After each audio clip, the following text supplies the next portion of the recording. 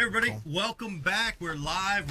That was an important conversation you interrupted. I don't know, like, what do you think? You have a show here? Apparently, I'm the only one that thinks that we do. But hey, welcome back to Ike Live. We got a lot of great stuff coming on. We're gonna be talking about. We have the lovely and lucky Becky Iconelli with us tonight. And, we appreciate you. We appreciate you joining us, Beck. How you doing? Thanks. I'm good. Sorry, I was adjusting my monitor. Sick babies. I know. You're carrying it all.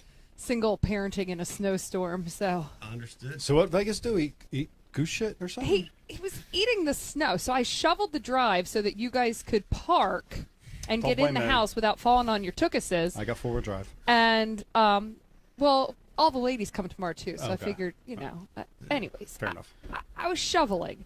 And it's always a thing that we do, that I take all the snow and I put it into one big spot, and then they do snowmen and slides and forts.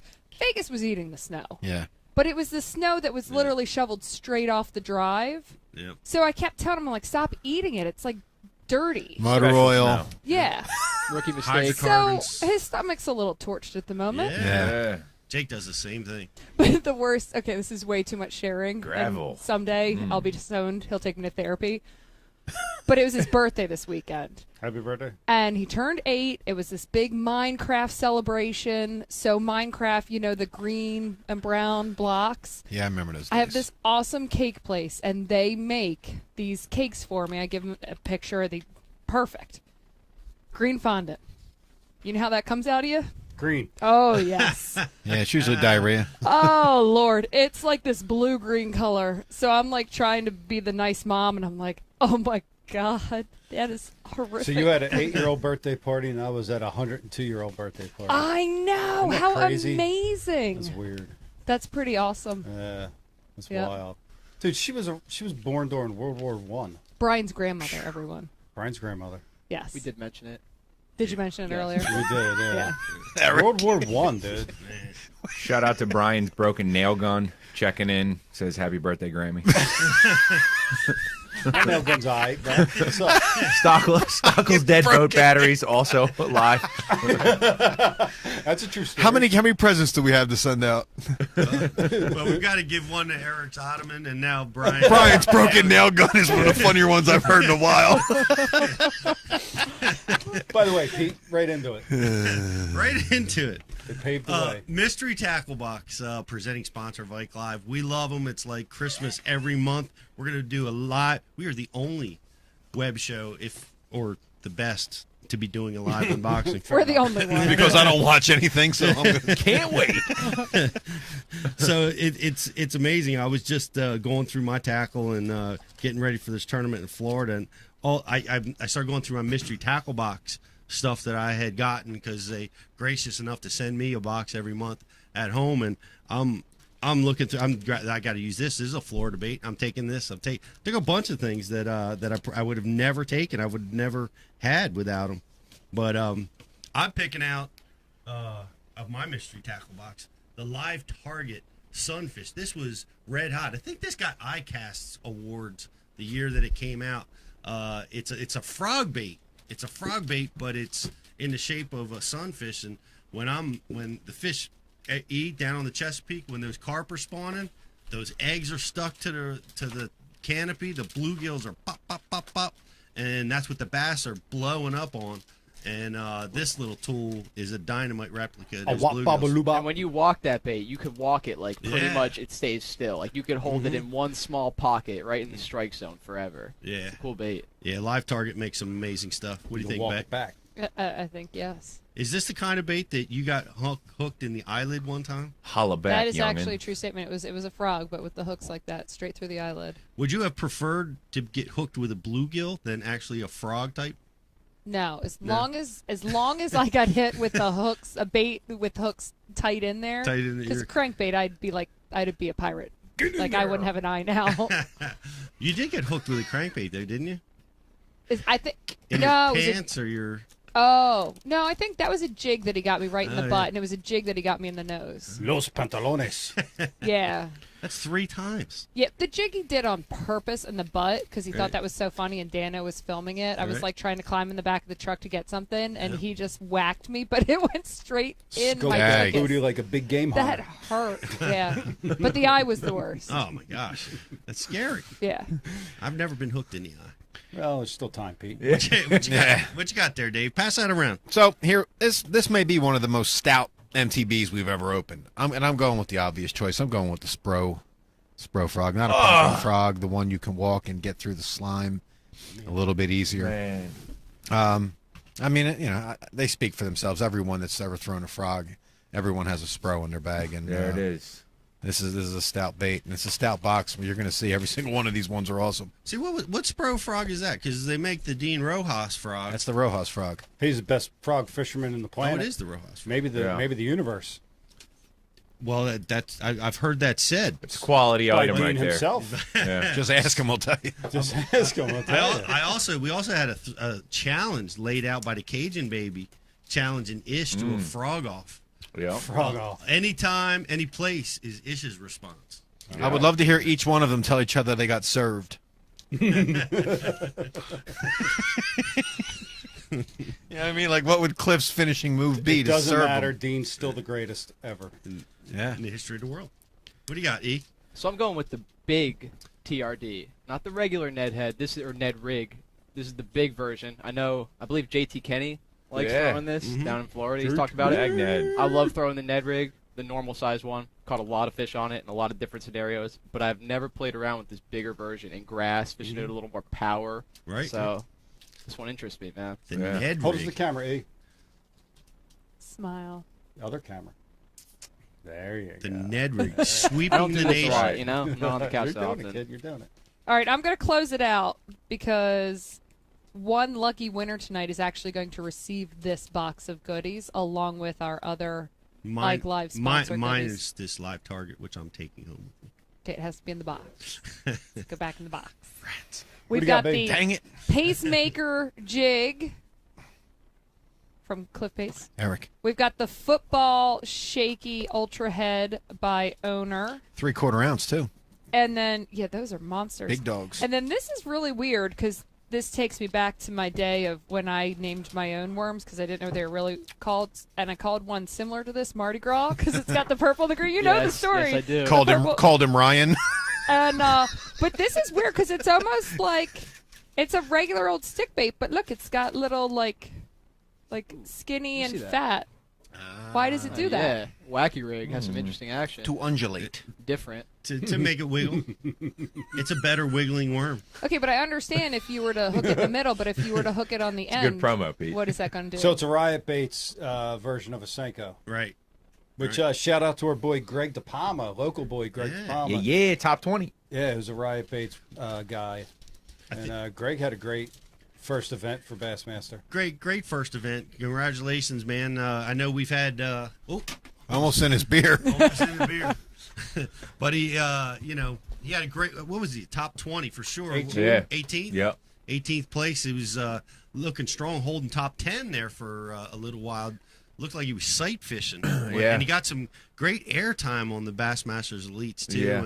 And you know what was cool about it? And, because Greg's been the co-host on Bass University Live a couple of times. And, this is his dream, and he talked about that. And it was interesting. You could feel it. You could It just was- the emotion that came out of Greg, talking about this is what he's always wanted to do. And, Yeah. and he's arrived and starting out with a bang, man. Good for him. He qualified in, I believe it was 06. Yeah. And wasn't set up, so he had to pass on the opportunity. And it's taken him 12 years to get that opportunity again, and here it is. So Yeah. Kept grinding. Young people, take note. Greg DePalma. Yeah. Ask him some questions. He might know a thing or two Yeah, about his to get number. you on the DM right me, I'll send course. you his number. The takeaway is save your money for 12 years. And Right. Yeah. You'll be able to afford it. Or you just can't go be for able it. Now, that is one of the most Just go prevalent balls out. questions from our younger enthusiasts. It really is, and the answer is always in almost every show. Follow these people, obsess over these people, and DM them. I mean- Get the template. And it really goes beyond fishing, too. It's like no matter what you want to accomplish in life, like no matter what your ultimate goal is, you just got to put 110% into it, and you got to keep grinding.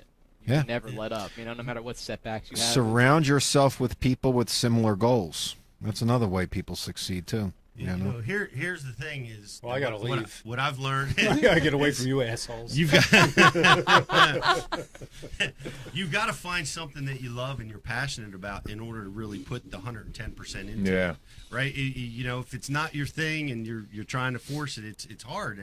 And you know, but when you find your passion, man, that energy comes. Embrace the grind. You love the grind. You gotta love the grind. You also got to find the passion before kids come along in marriage. You got to find it before that too, because that'll cripple and stifle creativity. Right. All right. Yeah. And it should. They're supposed to be your responsibility. Like Al Bundy said, for the price of one. So positive right there, Dave.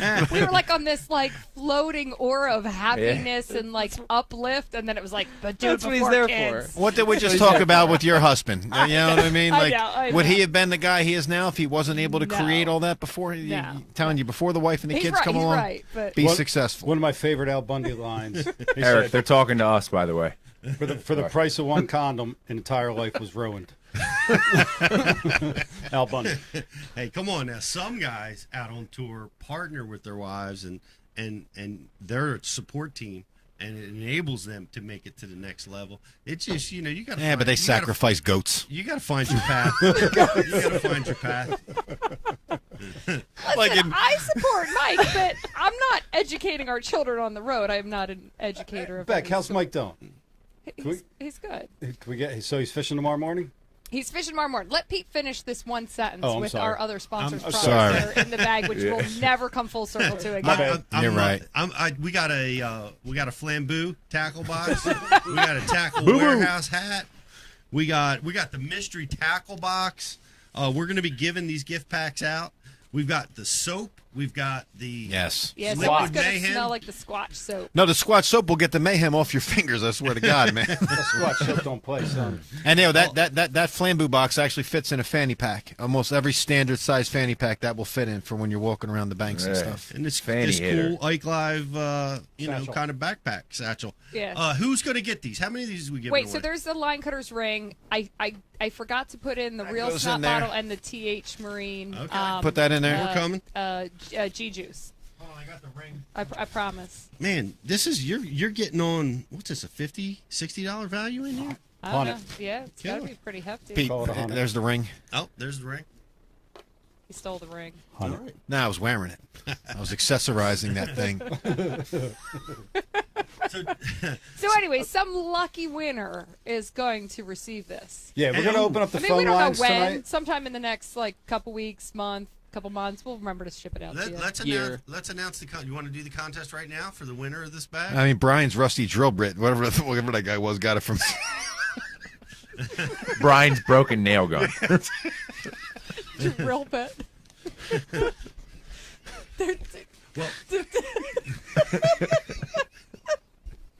What we're gonna do is we're gonna have the Brian's contest. spackle bin. We're gonna. I'm sorry. Heather. Checking in from Brian's drywall knife. You had to apologize to Heather. Oh my God. Are we ready to move on? Yeah, yeah. Just keep powering forward, Pete. I'm trying. Dave can't even handle it right now. Oh, quality. Hey, we're gonna have a contest because there's been some drama. A lot of you guys may have seen a few chosen words were said live during the MLF. I have no idea what you're talking And about. there's been some fines. Uh-oh. And there's been some new rules established. So there's been multiple new rules established. So the winner of this bag is going to guess how many new rules were established based on Ike's courtesy of Mike Iaconelli. Courtesy of Mike Iaconelli. Based on the MLF sounds he tournament. uttered on live broadcast. On the live they were just broadcast. sounds. So we're giving away. We're going to be giving away that prize. So get your best guess in, guys. Yeah, so Mike is in Texas, Lake Conroe. He is Group A, which is why he can't join us tonight, which means that he's getting tackled on. He'll be on the water first thing tomorrow. So he fishes, what's today, Monday? So he fishes Tuesday, Thursday. Group B is Wednesday, Friday. Mm-hmm. Yeah. Awesome. I'm still getting used to this. Hey. Yeah. Best of luck to him out down there. Now, that was awesome to watch, you know.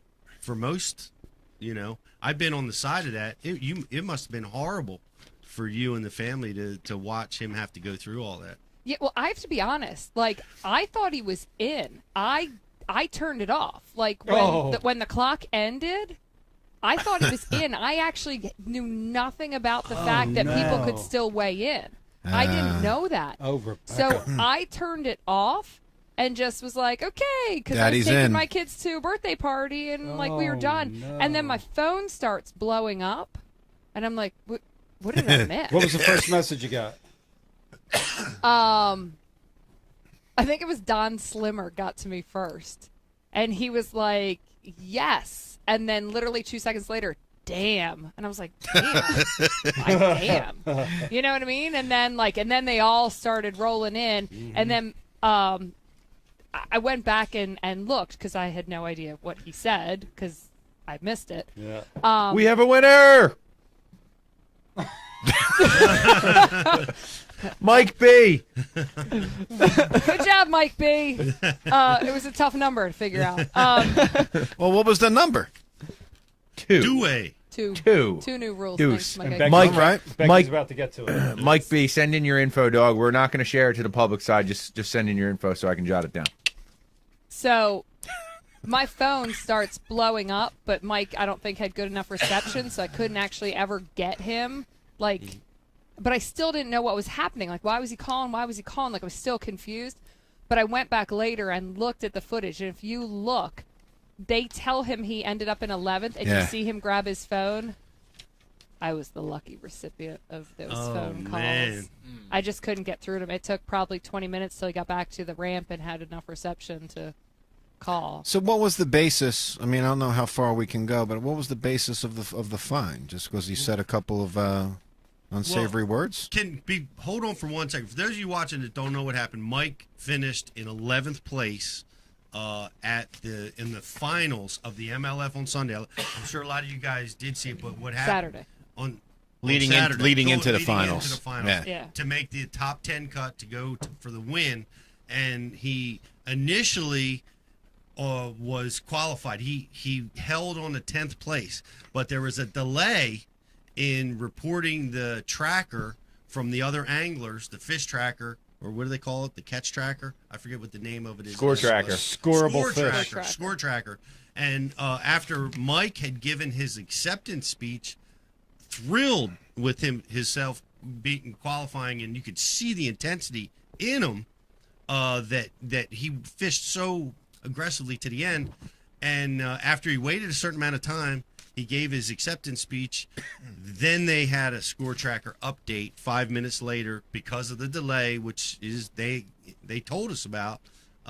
He wound up getting passed by Jared Littner, I think it was, who caught a fish with 12 seconds on the clock and was able to leapfrog Mike just enough to knock Mike into 11th place, and an ensuing reaction took place. Yeah, but it wasn't bad. No, but I didn't think it was bad, and maybe we're a bunch of Northeasterners, and I don't know, but he didn't have a tirade. We're not sissies with feelings. But right, go ahead. Right. It wasn't a tirade of curse words. It was just he asked his marshal. Are they marshals? He said, "Are you effing officials?" He said, "Are you effing kidding me?" And then he looked at the cameraman, like I don't think he believed it happened, and he said, "Are you effing kidding me?" Yeah. And then they cut him. No, Marty Stone just started like just drowning him out so you couldn't hear me. Let me tell you something. All Mike said was something that everyone says who gets backed into at the mall, gets stung by a bee, hits their thumb with a hammer, loses a fish, gets burnt by a cigarette when they're not expecting it. You know, I don't like know. that. You know what I mean? Right. Listen in on an NBA floor. Or an NFL, or any other. I mean, sport God, for that just matter. go to an MMA match when they go live in the corner. Like, I mean, come on, man. Like, this isn't 1960. No one's getting milk delivered in their metal bin on their step anymore. Like, let's get over the sounds that are uttered that we deem inappropriate. Like, it's ridiculous, man. Yeah, grow up. Right. Well, but see, I see both sides. So they want to try to keep it as clean as possible because their goal is to get kids in and this, that, the other. But at the same time, if you're going to go live on a competitor at the highest level of their sport, there's $100,000 on the line. Doesn't matter how much money's on the line. Like, if you're at the highest level of their sport, and we're talking basketball, baseball, football, MMA, whatever it might be, that guy doesn't even know the camera's on him anymore. He's only focused on what he's doing. Yeah. So I don't know how you get you change their game. You can't keep it real. Yeah. It's not real I don't anymore. know. You got people thinking about the camera. Let's be honest, MLF loves it. No, you know what? So they find them, right? They find them for. How do they not have a 7-second delay and beep it? That was my question. Find your own goddamn self. There How do you is a- not there have is a a delay and We beep have it? a delay. If you don't want Our that delay word, is then like what are you super doing long live? because we don't know if Brian's smart enough to pull the plug in 7 seconds, so we gave him about 40. How do you not have a delay? Beep that shit if you don't want that word. That's garbage, dude. That is garbage. But you know what I You said? want this live? You want it in the boat? It's $100,000. You want the real emotion? And then you're going to find somebody for a word just because Edwin Evers doesn't have emotions? Doesn't mean Ike doesn't have emotion. What the poor Yo, Ed. What did he do, man? He's just growing peaches, and I you're gonna have a- slam him. I have a better suggestion. I don't think they should fine them. I think they should. I said they I had to think fine they should. themselves. I think they should penalize them. I think it would be fun to have to serve out a 5-minute penalty in the next derby. Yeah, in the next round. In the next round. Next round. I think that would be. Yeah. I think that would be entertaining. And have to wear a dunce hat. Actually, Like, that's you know, interesting too, shame 'em. because look, they do have all these rules, and you get these 2-minute penalties. Yeah. Like, why not make it a penalty? Why is it a penalty? It's real life. I- There's a reason. Hold on a second. There's a reason that you don't have a microphone on LeBron James. There's a reason. Because guess what he says when he loses at the buzzer? Guess what the hell LeBron James says? Or any of them guys. And LeBron James can get thrown out of the basketball game when he talks like that to the ref. But you don't get to hear football it. But you don't get to hear and it. They get ejected all the time. They get 15-yard penalties all the time. Not for They saying say a that curse shit word. all the damn time. You But just that's can't if say you it to the go ref. after a Mike ref. Mike didn't say to the poor marshal that was like like he didn't get on his ass, you know what I mean? Like it wasn't like he disrespected him. He said he uttered a few sounds that are descriptions of acts I'm that we sorry, can it's say how we clean. live up here, dude. It's a little I don't know. ridiculous, I man. mean, we're also so why are we doing this, right? It's for the kids, right? We don't want the kids to be exposed. And then maybe this is me totally talking out of my ass, but I mean, have we checked in on the way 3rd, 4th, and 5th graders talk in 2019? Dude, you know what they're I mean? watching on YouTube? Yeah. That's what I'm saying. It's that part of the argument is crap to me. Because they're going to be exposed to that regardless. I mean, at a young age. Well, There's let's a- be honest, my kids are, because they hear this, but my children also know who their father is and who their father is when he's in competition mode versus who he is at home with them. Like, my kids know what dad's job is. They have been there for the defeat. They've been there for the victory. Like, they have seen firsthand how hard he works and what he puts himself through.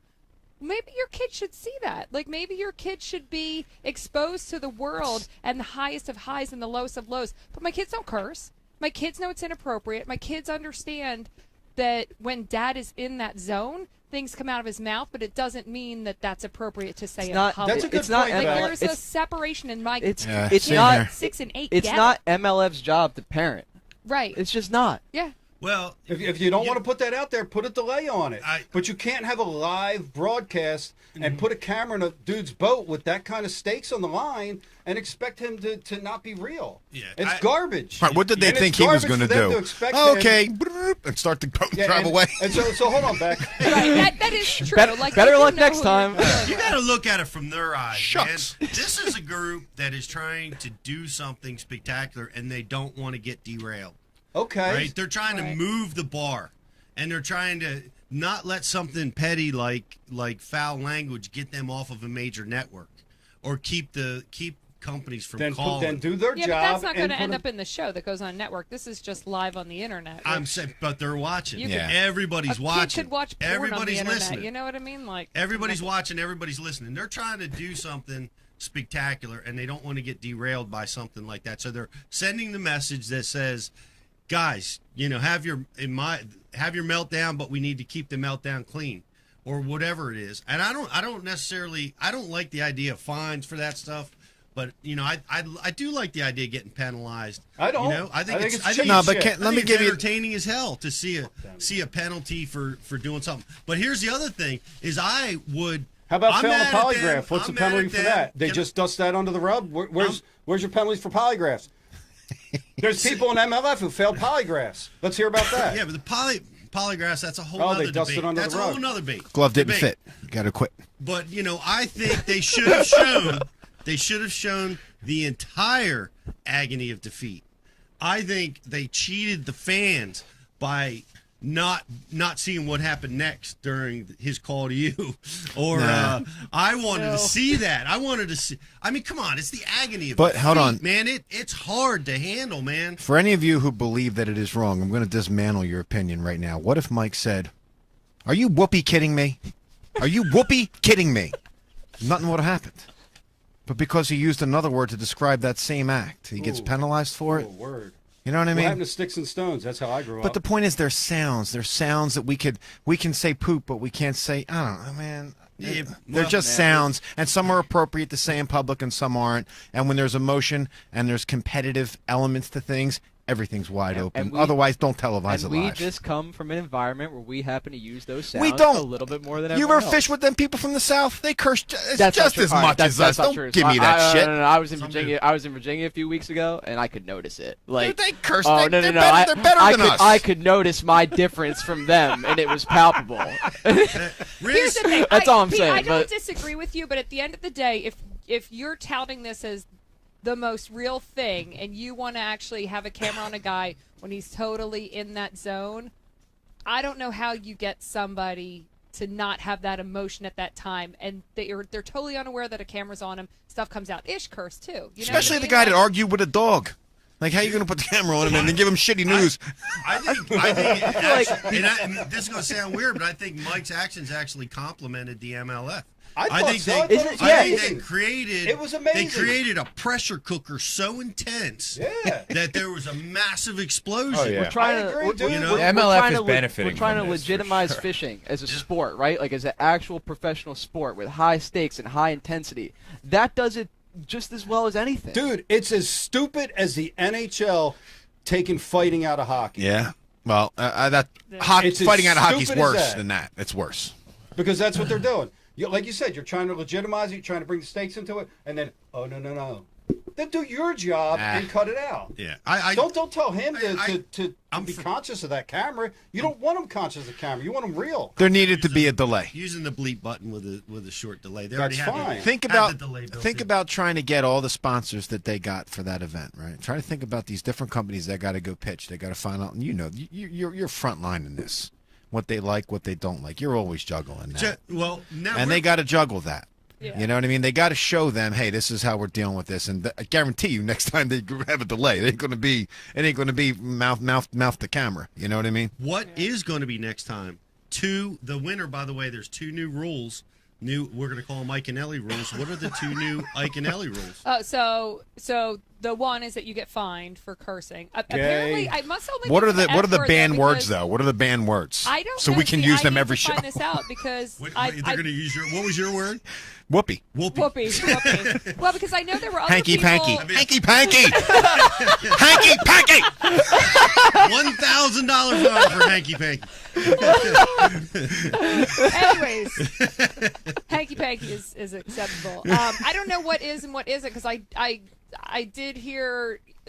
Because I watched the whole thing. I mean, we heard GDs and SHITs, and I don't think those people got fined. So I guess we'll have to figure out what the appropriate, inappropriate words are. Okay, so and back. then what? Okay, so finish your thought. Go ahead. Yeah. And then the second one cursing. is Mike didn't cross the stage on that day, which he was not fined for. He didn't do anything wrong. He came and asked them and said, do I have to do this right now? I mean, I think he was spun out and he said, do I have to do this? And they said, nope, there's no rule that says you have to cross this stage right now. It will be tomorrow. And so he left. So, I mean, he did ask and he left. But I think they looked back and then decided to make a rule. I think if you're in the top 25, you have to cross the stage. Mm-hmm. But let's be honest. At that moment, that time, I think it was best for everyone involved that Mike drive away. What would have been best if they had like a barking dog, like to greet him?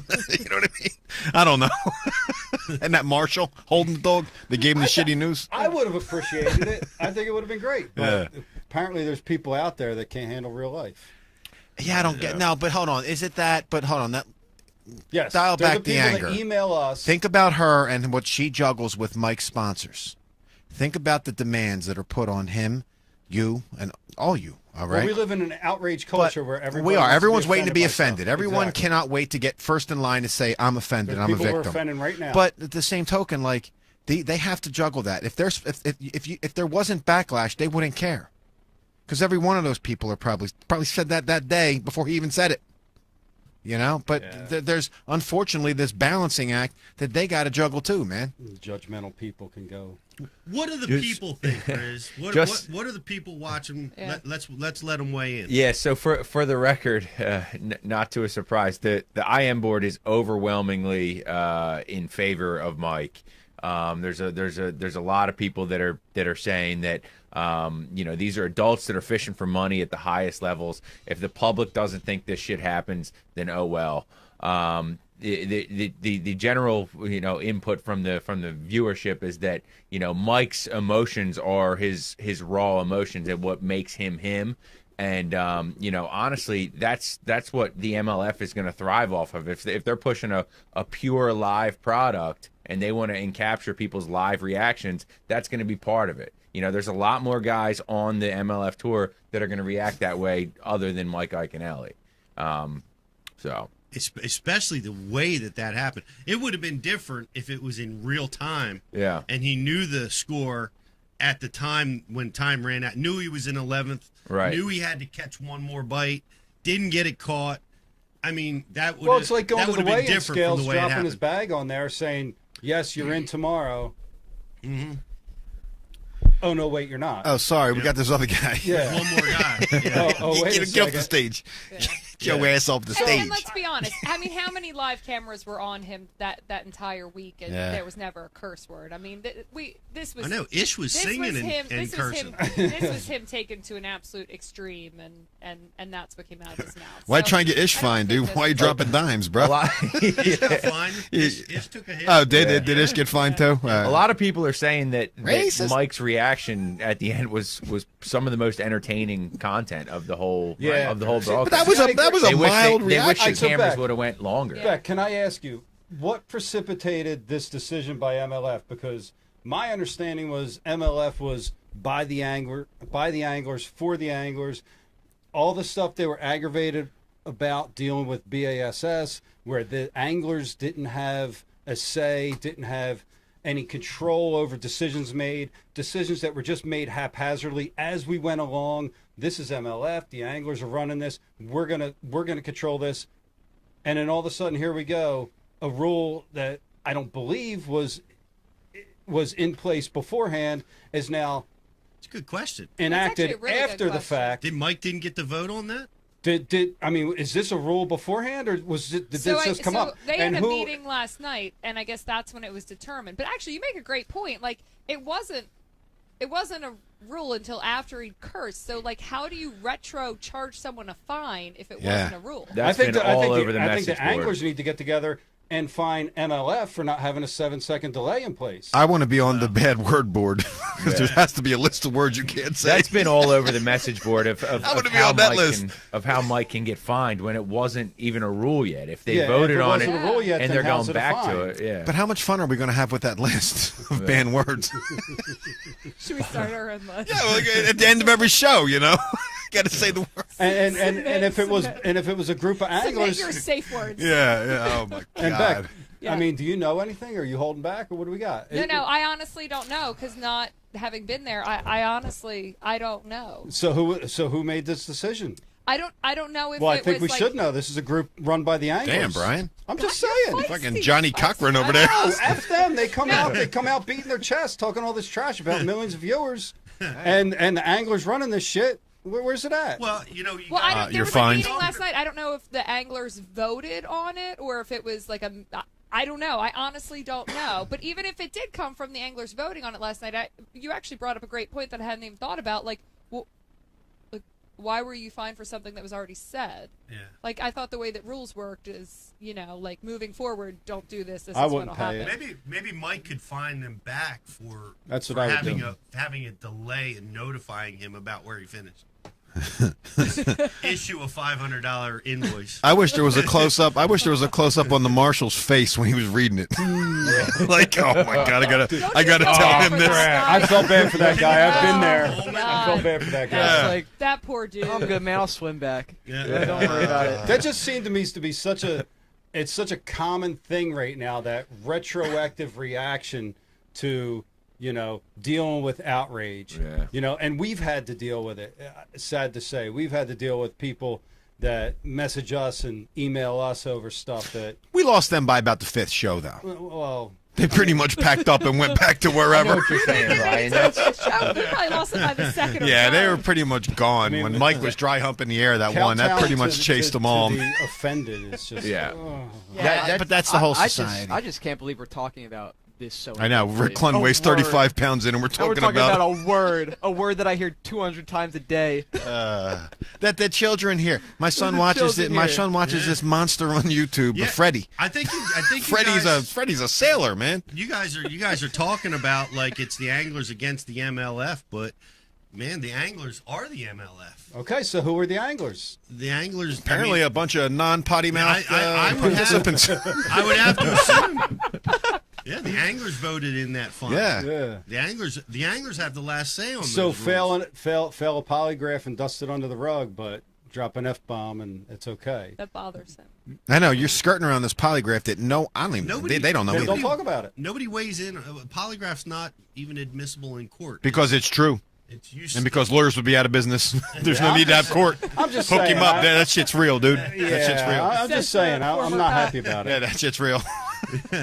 Even So more than there's- that, combined with voice stress analysis, man, you can't lie, dude. What do you got? There's Hey, there's do some we heavy. know anyone who has a polygraph test? Because it'd be really fun to do one live. No, it Like, wouldn't. live. No, it wouldn't. Let's sounds- not ask anything that would totally get anyone in trouble. But Yeah. God awful. That sounds horrible. Eric, when your eyes are closed and you're biting your lip, do you?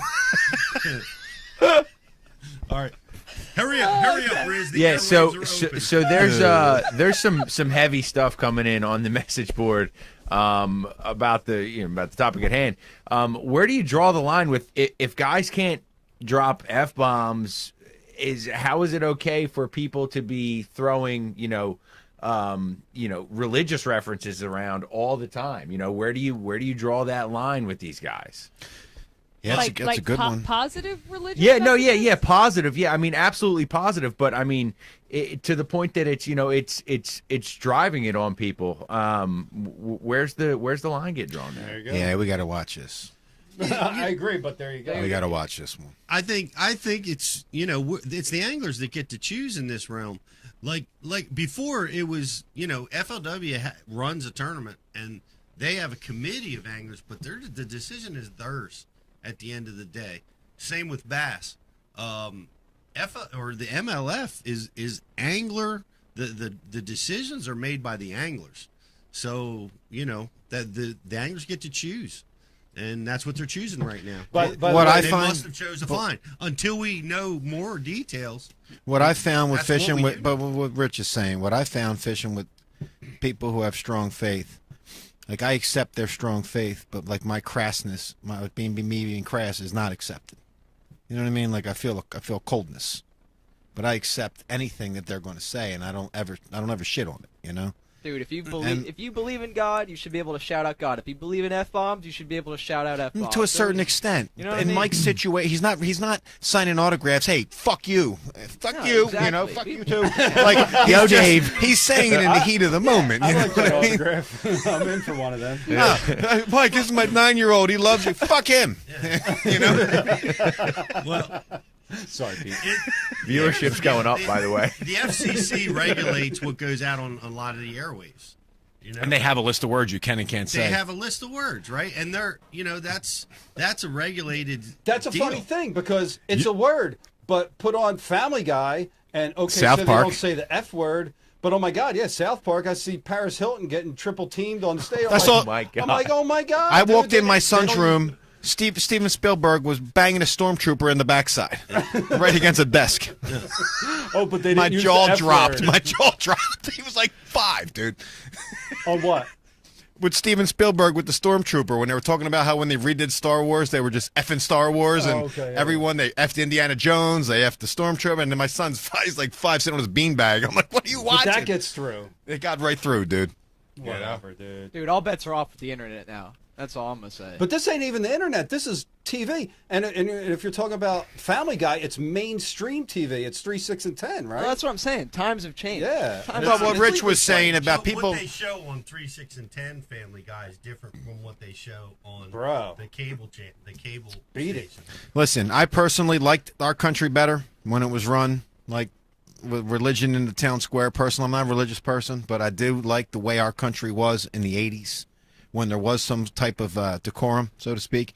But when you're talking about, in the 80s, there wasn't live cameras on people running around either, like there is now. Right. They said the same thing in the 80s when it was, thanks, I can hear you laughing back there, Brian. That's awesome. Forgetting to wreck my rant. Yeah, but the privacy of your own home. We do have cameras now, so where are the boundaries? I'm with you. There are no boundaries when you're live and you're not going to delay it. Don't get me wrong. I don't want to be taken the wrong way. Like, I'm a religious person, and the Bible says, go speak the word of the Lord. I get it. Like, stand on stage, and we should all preach to be good people. I think that's the biggest thing. Person. Be a good person. But I don't think dropping an F-bomb makes you a bad person in the heat of the moment. So that's kind of a tough question. But like that word didn't even exist probably 2,000 years ago. Right. You know, I think the anglers chose to find the guys. That's what we know until we hear otherwise. We'll discuss it on the show. A long time. You know, you guys took this in a crazy way, but did we? They got fined. No, that was that last guy. Yeah, Brian's hammer. Brian's broken jigsaw. They got fined for using the F word, right? So that's a rule. That's where they're drawing the line. They're choosing to draw the line at the F word. So everything else is okay. I don't know what else they've decided. We're going to find out. No, I agree with you. I mean, if a rule's a rule, then you can't break a rule. Mm-hmm. I think Brian brought up the best point of the night, which was like, why is he laughing? Because he's on the phone back there yucking it up. I totally agree with Pete. Pete's right. The anglers made a mandate. That is what it is, and that's fine. Brian's point was just, how can you be fined for something you already did if the rule was made after? I think that's the real one. The only question. I'm sure there had to be something somewhere, though, Beck, about decorum, right? There had to be something somewhere. There's probably there had to be something. There's probably a sportsmanship rule that they're going to categorize this in that as a violation of a sportsmanship rule. Right. I would bet that's how they're going to get past that. I would love to have heard it, though, without Marty Stone washing him over, because I know he said more than just I would have, like I said, I would have liked to have seen, because if it was me, I mean, I would have been doing the same thing. I would have been pissed. I'd have been stomping. You're devastated, man. Pete, it's happened to me before. It's we talked earlier, and you said JT had an opinion on this, and I'm a huge fan of JT. Oh, you got me on the spot. What was his? I don't know. You brought it up, but you didn't tell me what it was about. You guys are going to put the employee right out there like that. Well, anyhow, leading up to this, we saw JT the week before, and he was saying how, we caught up with him at a Bass University. He was saying, there's this running bet, like, how long before JT drops an F-bomb live on the air and blah, blah, blah. And JT's a real dude, not some Sally with feelings. He's a real man. And so that was kind of the joke about, how long before JT drops an F-bomb live. And everybody's got this joke running. Feelings. Oh. But then Mike does it, and then they're going to find him. I guarantee you, JT realizes the most feelings. JT realizes the gravy job he has. Next time we're going to see him, he's wearing like the Pope's uniform. That dude ain't going to be saying shit to nobody, dude. He ain't giving that job up. Yeah. You know what I mean? But that's what JT commented, that he got hired to push the envelope. He got hired to, be the guy that puts it out there, and he was worried that he was going to do it. So he was surprised to, that those guys did it first, and surprised. First tournament, they got two of them. But JT is not going to be showing any emotion. Mike he doesn't have competition. No, you don't have to. You don't have that. I could easily do the show without throwing any bad language around. Yeah. As long as I'm not drinking. I'm not going to be drinking if I was doing MLF. You know what I mean? Well, maybe. I don't know. We didn't ask Chris Johnson this, but he dropped an F-bomb. I didn't see it, but he dropped an F-bomb. Damn, Pete, you're just goddamn handing out indictments to everybody. Yeah. Hey, man, I'll call you to the carpet. Does Bass, I guess Bass fines? I didn't know that. I didn't hear of any fines. Nah, Elton Jones left Bass, so they didn't. Who's the guy investigating Trump? What's Actually, that? I don't think Bass does, because I think Mike dropped an F-bomb. And Zona was like, "Oh, jeez," but I don't think there was a fine. On the bracket, right? Yeah, There had to be some stuff going on I think during there was the an bracket. F-bomb there. Yeah. Rich, what do you got? You got Rich? something? Yeah. Kind of had second thoughts, but BC'd. so some in Florida said that he would rather hear the F word on camera than see some of these guys packing dips and smoking cigs. Oh my God! Thank you. God damn, Eric. That's why I'm saying So I guess You're that offended?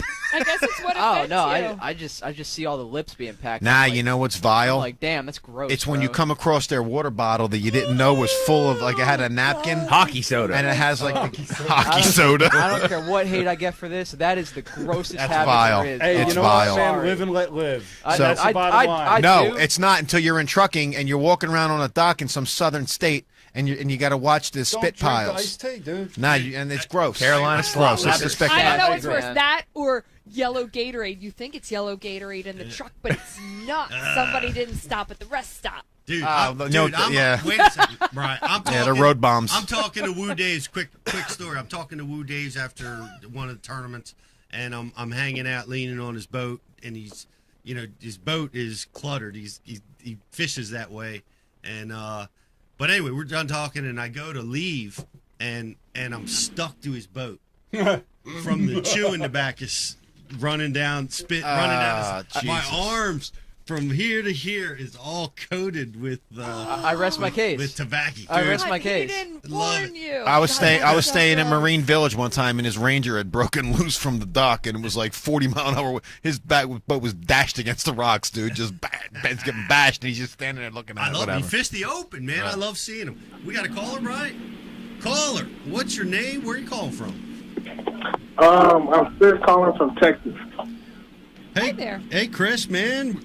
The boys are down in Houston, Texas. Are you going to go down and check out the MLF? Man, I seriously wish I could, but I gotta go to my daughter's field trip, so it's either that or have a happy. I bought a tournament picture, so I got to take the good with the bad. So unfortunately, I can't go down and watch the guys do it, do it up, or Mike Iaconelli throws a temper tantrum. Well, we'll all be watching.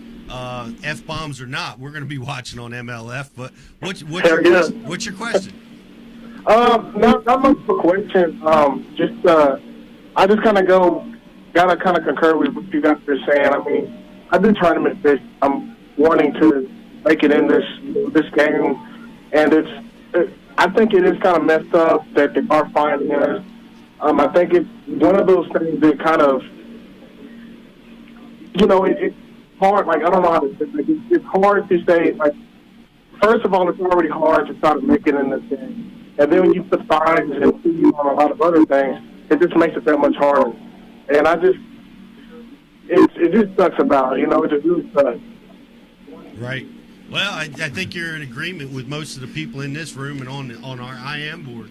But the fines were levied by the pros themselves, and we're gonna see whether what's going to change in the next one, whether they're going to add a delay. But I definitely think the delay is the best way to go. But yeah, I have to agree with you on that. I think the delays. Just like you said, I'm a Christian. I prepare a Christian bass club, a bunch of guys, and it just happens. You spend time away. You're losing so much fresh out on the water, and when you're losing those fish, or I think that you have to have that embarrassment factor as well. You just have to that all of a sudden, you kind of look like, damn, like I just lost, So, but I just wanted to chime in on that. Like, I totally agree with you guys. Just from a Christian as well. I mean, just because you're a Christian doesn't mean that you're not a human being. That's one thing that people need to really kind of focus on. That we're Christian, we all stand for God. Times have changed, and you guys are right about that. And I think people should focus on the fishing aspect and getting out and actually doing. I think us as fishermen can do a lot better things in society, and I think that you guys are doing an amazing job with that as well. But I just think that to pick apart something that's small, especially just a word that really doesn't really mean anything nowadays, is really funny. So I don't know. I was just thinking that. I'm awesome to be on the show too, by the way. Hey, Thanks, man, buddy. Good to have you. We appreciate it. Chris, the Christian, is okay with dropping Thanks in. for hopping in, dude. Thank you, man. man. Appreciate you. Thanks for chiming in. We appreciate you being F-bombs here. for Diamonds Jesus. and chicken.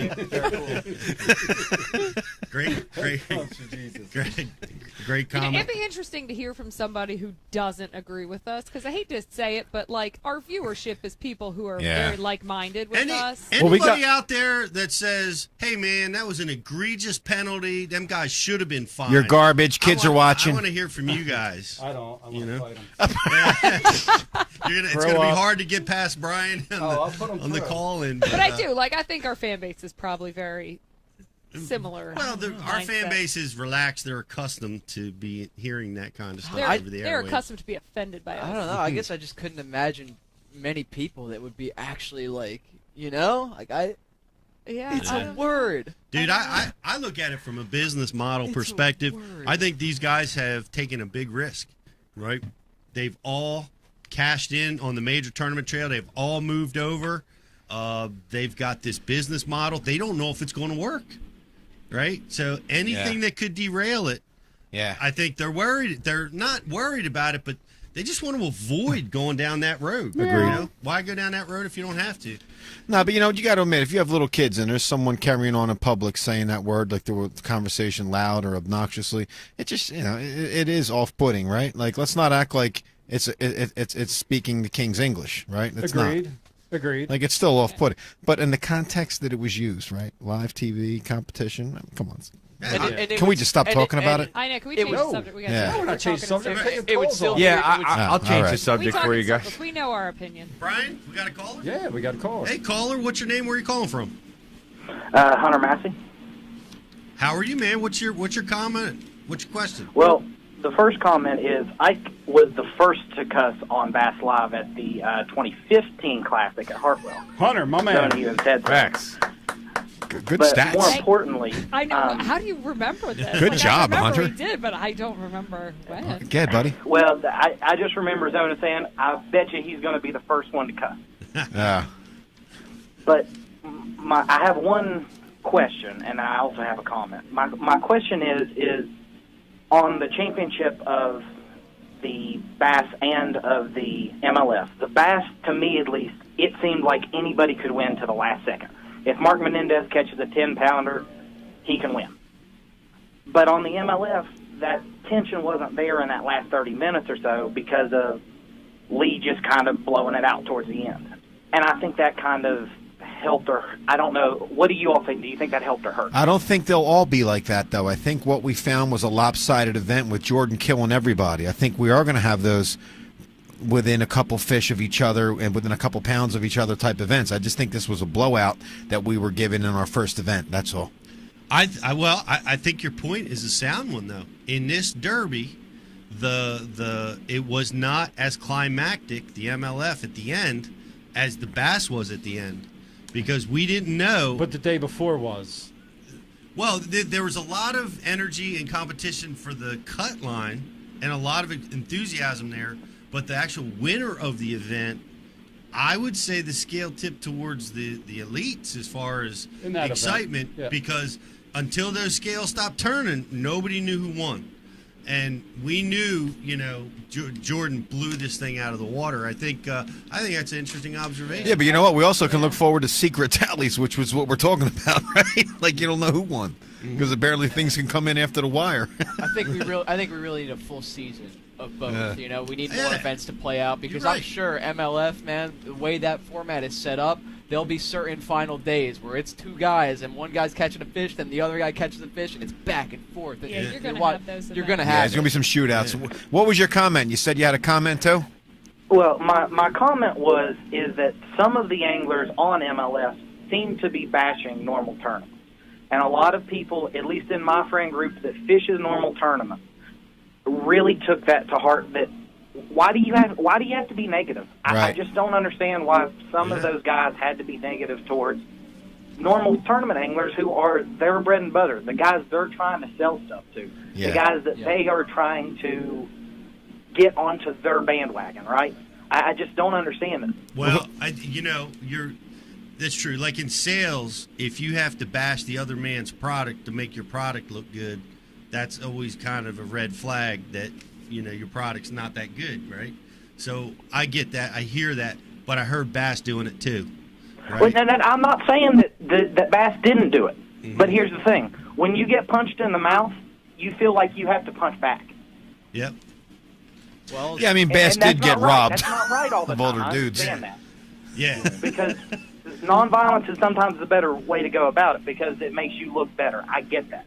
But that doesn't mean that it's not the human reaction, I guess, would be the best way to say it. They were actively saying stuff like the old style of tournaments or, the way that the other guys do it. They were chronically taking shots over the bow of all the other tournaments. MLF was. Back and Tit for forth. tat. Yeah. Caller, I'm going to ask you a question. Would you rather catch 53 fish in a couple days, in a week's time span, or would you rather weigh in 35 pounds on the scale? I'd rather weigh in 35 pounds. Eric? I would rather go to Santee Cooper and have 5 7-pounders than go out and catch, let's say they're 2-pounders. I'd still rather do the 5 7-pounders. That's what I like to do. I like to flip and pitch. I like to frog. I like to do that kind of stuff. The only reason I'm going to disagree, and I'm going to say the other one, is because I think the one aspect of this that isn't being talked about enough, maybe it is, I don't know, but the fact that you get to release the fish right away, that conservation aspect, that's the thing that I appreciate the most about it. That's why I appreciate it. And my thing is it's not a bad thing. I'm not saying that it's not good for the conservation of it. You don't sound like you're saying that. No. I think it is. I think it is. Because catch and release is a great thing. But I don't think that it is like the next greatest thing in the world that it's going to save. Bass fishing right now, the lakes are better than they have ever been. And we have more live well tournaments than we ever have. That's the truth. You're absolutely right. We're setting records. St. John's set records at their tournament. That was a stupid tournament, man. Tell you what, lakes are better. It doesn't feel like that down here in South Jersey. I can tell you that. But you know what though? Hey, I'm from the Ohio River Valley. We have we really do not have good lakes. No, you guys are screwed. We have 2 good months in the spring, and we get 1 good month in the fall. Yep. But that doesn't mean that I would much rather go out there and catch. I can win a tournament with 3 good bites here. Yeah. I can't do that. Yeah. I can't go out there and win it just catching 2-pounders. You guys only have a few good things. You have good football, good wrestling, and you got some really good Sasquatch locations. That's about it. Hey, to your they point, squatch in Ohio? Oh, there's some mad squatching in Ohio, dude. Word? Well, no. I'm from the Ohio River Valley. I'm from West Virginia. I'm right where West Virginia, Kentucky, and Ohio come together. You're in the heart of Squatch country. Oh, they got the Mothman out there. Yeah, we got the Mothman. Here's the thing, though. Like, we're only one tournament in. Yep. We're going to see some huge bags at some point. That's the thing. I think, but the difference with MLF is there's the guy who has the potential to have the 35-pound bag and 5 fish, but there's also the guy who's going to have 35 fish for 100 pounds. You know what I mean? Like, I do. It gives both those guys a chance. Right. At least in my experience, though, in our tournaments, it's much harder to find the 3+ pounders than it is to find a 2-pounder.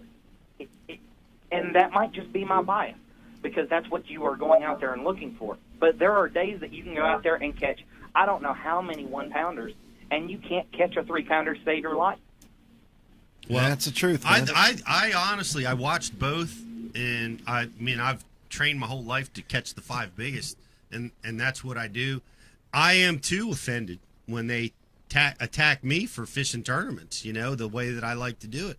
And to address the conservation issue, come on, man. They're talking about, there's delayed mortality in tournaments when you release them. They ought to do studies on delayed mortality on the 5-fish tournaments. Well, MLF, you ought to do studies on delayed mortality. I saw lots of fish getting bashed into the boat on hook sets. I saw hooks getting driven. I saw bloody fish coming down. I saw fish or hooks in the tongue where they say that they're going to survive just you putting them back. Right. You can't know that. There's a reason that those fish die in your live well because they're hooked in the tongue. It's not all stress. Some of it is blood loss. Some of it is stress. I'm not saying none of it's stress. I just feel like I think we're all in this together. This is our sport that we love so much. I don't think we should be. We're all doing great things in the conservation arena, and I don't think that there should be infighting in that. I really don't. Well, because the state stuff. Stones. Either tournament organization, there's no point, or through all three organizations, there's no point in throwing stones. Like where you've chosen to land is where you've chosen to land. I don't understand the negative comments from anyone because you made a choice to be where you are. Yeah. So what's the point? Unfortunately, that tit for tat though, it started and now it's like, when is it gonna stop? Yeah, I'm not in for that. No, neither I'm not in. I have nothing against. I didn't even know that was happening. I didn't even know they were ripping on each other. Big time. Oh, there was one of the MLF anglers that I'm not going to say his name. Let's just say he owns an orchard. Edward Ears. And he said it multiple times about how much he was so happy that he was able to let it go right then and right there, and that if you were in a local tournament up at Toho, you'd have to run from where he was 30 miles up through the locks and all that kind of stuff, and maybe that fish was on a bed. Well, how do you know that fish was on a bed? You were throwing a chatterbait in 5 foot of water. But more importantly, I just feel like you fished it for 25 years. If it was so bad, why don't you say you're not going to go and fish the Classic? If it's so bad, don't go and fish the Classic. You qualified it for last year. Don't go and fish it if it's so bad. Right. You know what, though? He was a champion. He was a champion, so he gets a pass in my book. He can say whatever he wants. He was a champion, man. He's earned that, right? Hasn't he earned it to a certain extent to have an opinion? Nobody gets a pass for stuff. Nobody gets a pass. Can he drop enough? No, he can't do that. No, he can't drop enough. Pay me. I'm not into negative talk from anybody. Yeah. You made your choice, and be proud of your choice. But I don't think there's a point to bash any other organization. I gave them the 6 days. I told myself I'm going to give them a free chance. I didn't like everything that I'd heard coming up to it, but I gave them a free chance. But that if people are doing that, you need to be able to not tarnish that chance they're giving you. Yeah, because none of us have that format. You're right. I mean, we're all weighing our fish in and dragging them back and throwing them in bags and then launching them into the creek afterwards. And that ad, you know, the better feeling in the world than carrying the bag. We're all doing that. Doing it like that. We run a tournament every summer where we drag them out of the dump and weigh them in on the stage. And then do you know that ad they have out there? You know the ad they have? The ad? That one looks like something PETA made. Ooh. I didn't see that. What ad? Who's ad? I didn't see this. MLF has an ad, and it's they show people boat flipping fish, laying them in the carpet, putting them in a live well, putting them in a bag, and it's all real close up, like you're like hurting every single fish and all that kind of stuff. And that once you release them, they all might die. And then there's like the tenderly holding them and then weighing them and then releasing them. I just don't understand. It feels like an institutional thing. Don't worry, PETA doesn't want you to even catch the fish or eat the fish. Well, I understand that. They also want to euthanize the dogs and the dog pens.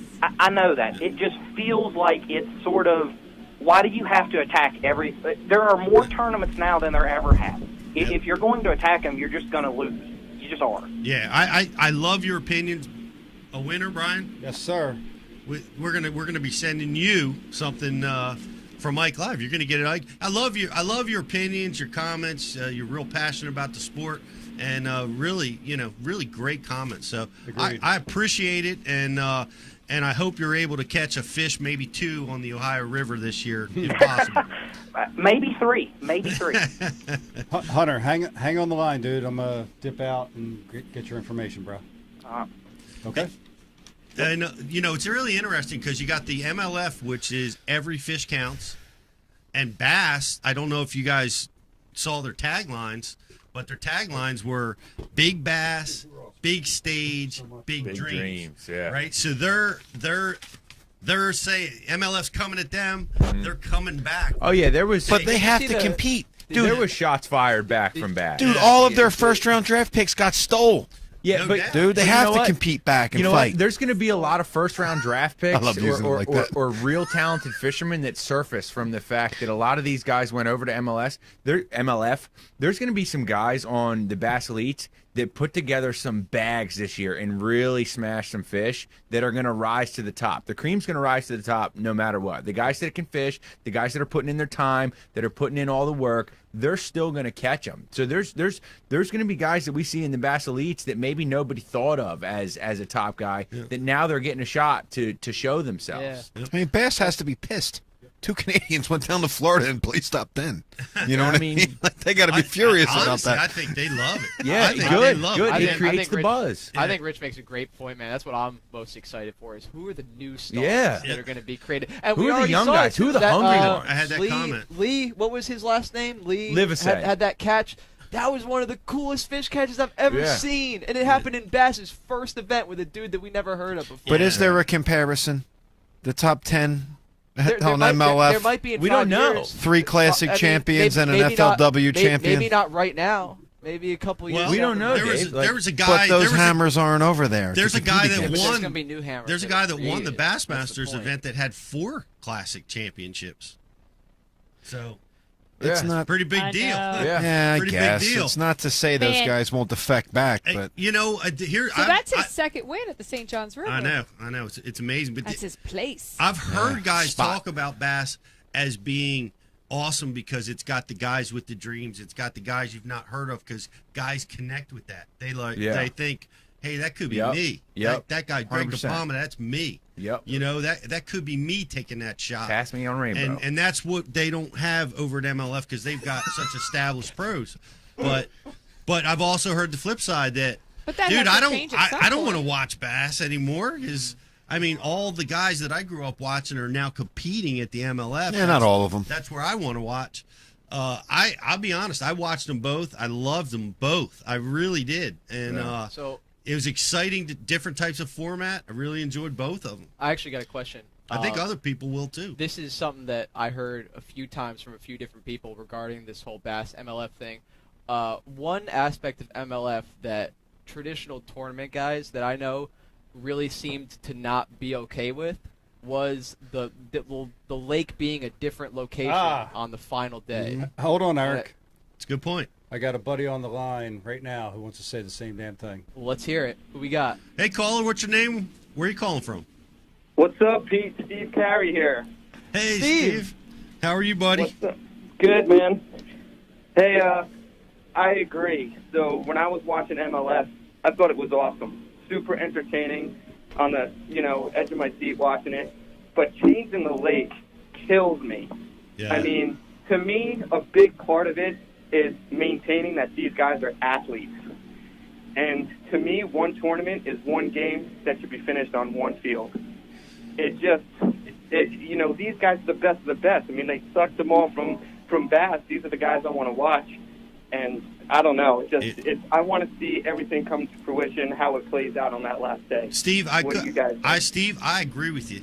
And on this point, and I talked with Ish about this exact thing because I was talking to him and do you think it's fair that the guys that dominated on the Kissimmee chain that figured that out now have to move to a lake that they've a lot of them never saw before, and no preparation there. It seemed like there's a lot more luck involved in stumbling on to something in such a short time. I felt that way. I talked to Ish. Ish disagreed with me. Ish loves that concept of, because he's a shallow water guy, he loves looking at habitat for the first time before anybody else does. So he kind of disputed it with me, but I agree with you. But here's what Ish also told me was, and I didn't know this, that was unusual to be on a new lake, because what was happening was the FLW was coming in town to pre-fish the Kissimmee chain, so they couldn't have the finals there for fear of running into all the FLW traffic. So they moved to a lake where they wouldn't have that traffic. At Conroe, the finals are going to be on Conroe. Yeah, I just think that's important because it's all about patterning fish, even us as recreational anglers. I mean, if I know I'm going to a certain lake at the end of the week, I'm watching the weather patterns all week. I'm putting together the puzzle before I ever hit the water. And then when you're on the water, you're taking it right to the end. I mean, you look at Takahiro, who dominated on the laid off his fish, right? He had that lipless crankbait going, and he's won there before doing that same pattern, and it was completely taken away from him going to a new body of water, and whatever strategy he employed didn't put him in contention to win. So I agree with that, man. I would like to see all those tournaments play out on the same field, like you said. That was well said. Yeah, Steve. It's entertaining enough. I just hate to see them try to sway that way in the favor of entertainment and start adding hokey rules. It's entertaining as it is, but let's maintain these guys are athletes. It's a sport, and they're competing. I think that change in lake took away from that greatly. Hey, man. Well, I agree. I think that's a great point, Steve. Appreciate you calling in, man. And when are you going fishing next? Hopefully soon, man. The reason I was able to watch all this fishing is I tore my bicep, so I've been laid up post-surgery. So, oof. Chicken, no Binskies. That sounds awful. Yeah. Where are you from, Steve? Dude, Where am I from? Dude, we fished with him. Oh, who? He's the guy that makes the Binsky. Oh. Come on. Drive towards the sun, Dave. Oh, yeah. Maybe look like an asshole on that. I remember that. Yeah. That time I have a stormtrooper in my boat. Yeah, that dude. Oh yeah, the unedited interview, the never seen interview. Well done, Dave. Hey man, well, thanks it was great comment. Thanks for calling in, and we look forward to receiving our Binskies. All right, guys, take care. Yeah. See you, Steve. No, that was great. It's interesting to hear all the different perspectives and pros and cons, and it looks like Riz has got another one online. Yeah, we got one of our viewers checking in, and by the way, guys, everybody who's checking in on the message board with us, man, we appreciate you guys. The interaction has been great tonight. But we got a question for Dave from Bill Dance's leopard community. Bill Dance's leper community wants to know if you are or leopard. Leper. Yeah. Leper. Bill Dance's leper community wants to know if Dave is packing away sunflower seeds in his cheeks for the winter. That's a good fat joke, man. That's pretty stout. Nice job. I would love to see a picture of you. Send one, because I'll come right back at you. Send you it get in. to see me in all my glory. I don't get to see you, Dude, but that's a good one. He's in the leper community. I'm sure he's not looking good. Packing what? Sunflower? Solid. I'm sure there's some blemishes that are visible. But I'm sure there's no bad Pete jokes coming through. You ain't got no balls to put actually, through, there's a question for there's a question for Pete though. If you could choose right now, Pete, to go to any one of the three tours, being MLF, Bass Elite, or FLW, which would you Thursday choose? Night, Jersey Elite. Or Thursday Night Elite Series, which is the real blue trophy. Which would you choose and why? Oh, okay, ready? Hold the drum roll. Man, I got to think about this, because here's the thing. I think I would excel at the MLF format. I think I am a Senko master. And I think numbers. And I'm shaky head. I think that I get on the, and it's always something that happens to me in tournament preparation that, man, I find these massive schools of 1 to 2.5 pounders. Yeah. And I find those mega schools a lot, and then I'm always fighting to get into the bigger fish to win the tournament and leaving them. There was a tree up on Lake Champlain that every cast I threw in there, a fish would swim off with it. I could not get my lure back to the boat, and I never made a cast on that tree during the tournament because they were all 2 pounders, But boy, at MLF format, boom, boom, boom, boom, boom. So I'd have to look at my results and stuff, but I don't know. I can't. I can't answer that question. Well, you just did. MLF, you just said. I think I would excel at MLF, but I'll be honest, my dream since I started this sport was to win the Classic. Everyone's dream. That was everyone's dream, and I'm still fishing the Bass Opens so that I can get a shot to get in there and win the Classic. Yeah. So, You know, although I think I would excel at the MLF, I think I'd still try to win the Classic, try to make my way there. Because, I mean, I don't know about for you, Pete, but I know for me, fishing tournaments, carrying that bag up to the scales and, you know, your right side being slumped down from carrying a big, heavy bag. Yeah. That's what it's all about, man. Yeah. Putting those 5 fish up, you know, pulling each one out of the bag, putting it on the scale. Yep. And you know what we're not even talking about is the FLW and the competition over at the FLW. You know, a lot of those guys have been, you know, taken to other tournament trails. So, you know, I mean, and the folks at FLW are amazing. They had a great event. They are cool. From the footage I could find, I thought it was pretty outstanding. I had a terrible time finding their live, and I quickly gave up. But I did find them live on Facebook the one day, and it looked like their event was awesome. Their website sucks. I can't say it enough, but I'll let that go. I know, but why? Why is their website? I can't. It didn't used to be. Sweet people. Look at Bill Taylor right there, and Joe Opager. Yo, Bill. But it wasn't always bad. Nobody has a bad thing to say about FLW, but except their website. It's the only bad thing you have to say about it. But their first generation of websites. 12, 14 years, it was an amazing website. It was so easily website. No, it's not. It's completely different, dude. It's completely different. It is. I remember. Yeah. So anyhow, and shout out to Buddy Gross who won the FLW. Buddy Gross. Oh yeah. By the way, Pat Renwick from Stray Cast is going to have Buddy on Wednesday night, and also Patrick Walters, who's an Elite Series rookie. Excellent. Yeah. So I'm looking forward to it. There's a lot of Elite Series rookies, and Pat's going to get one on. Patrick Walters is supposed to be a pretty, you know, badass. So look forward to learning about that guy. Check out the Stray Cast on Wednesday. Can check off the Stray Cast reference for every show. Shut up, kid. You know what, dude? I'll take you off. We'll put that right next to the You promise? board. Yeah. Bryce nailed his new whiteboard. Somebody has to be semi-responsible here and shout out our buddies. I mean, Mark Jeffries has been crushing lately. Brian will be looking for his check in the mailbox on Friday, Pat. There ain't no check coming. Hey, awesome. random thought. Hey, but hold on. Bounce While we're that talking check about to the Mark bank. Jeffries, I have to give Mark Jeffries a huge shout out because Mark Jeffries is going to once again take care of us at the Classic so that we can broadcast live. Dave's coming this year. Working on it. Come on, dog. I am working on it, all right? You're coming, dude. I'm working on it. Becky. I have responsibility. You'll be there. Becky. So the rest of us. I You do. will be there. But I have a daycare center I got to run. Dude. All right? A daycare center. It is. Kids. I have adult day. No, I work in an adult daycare center.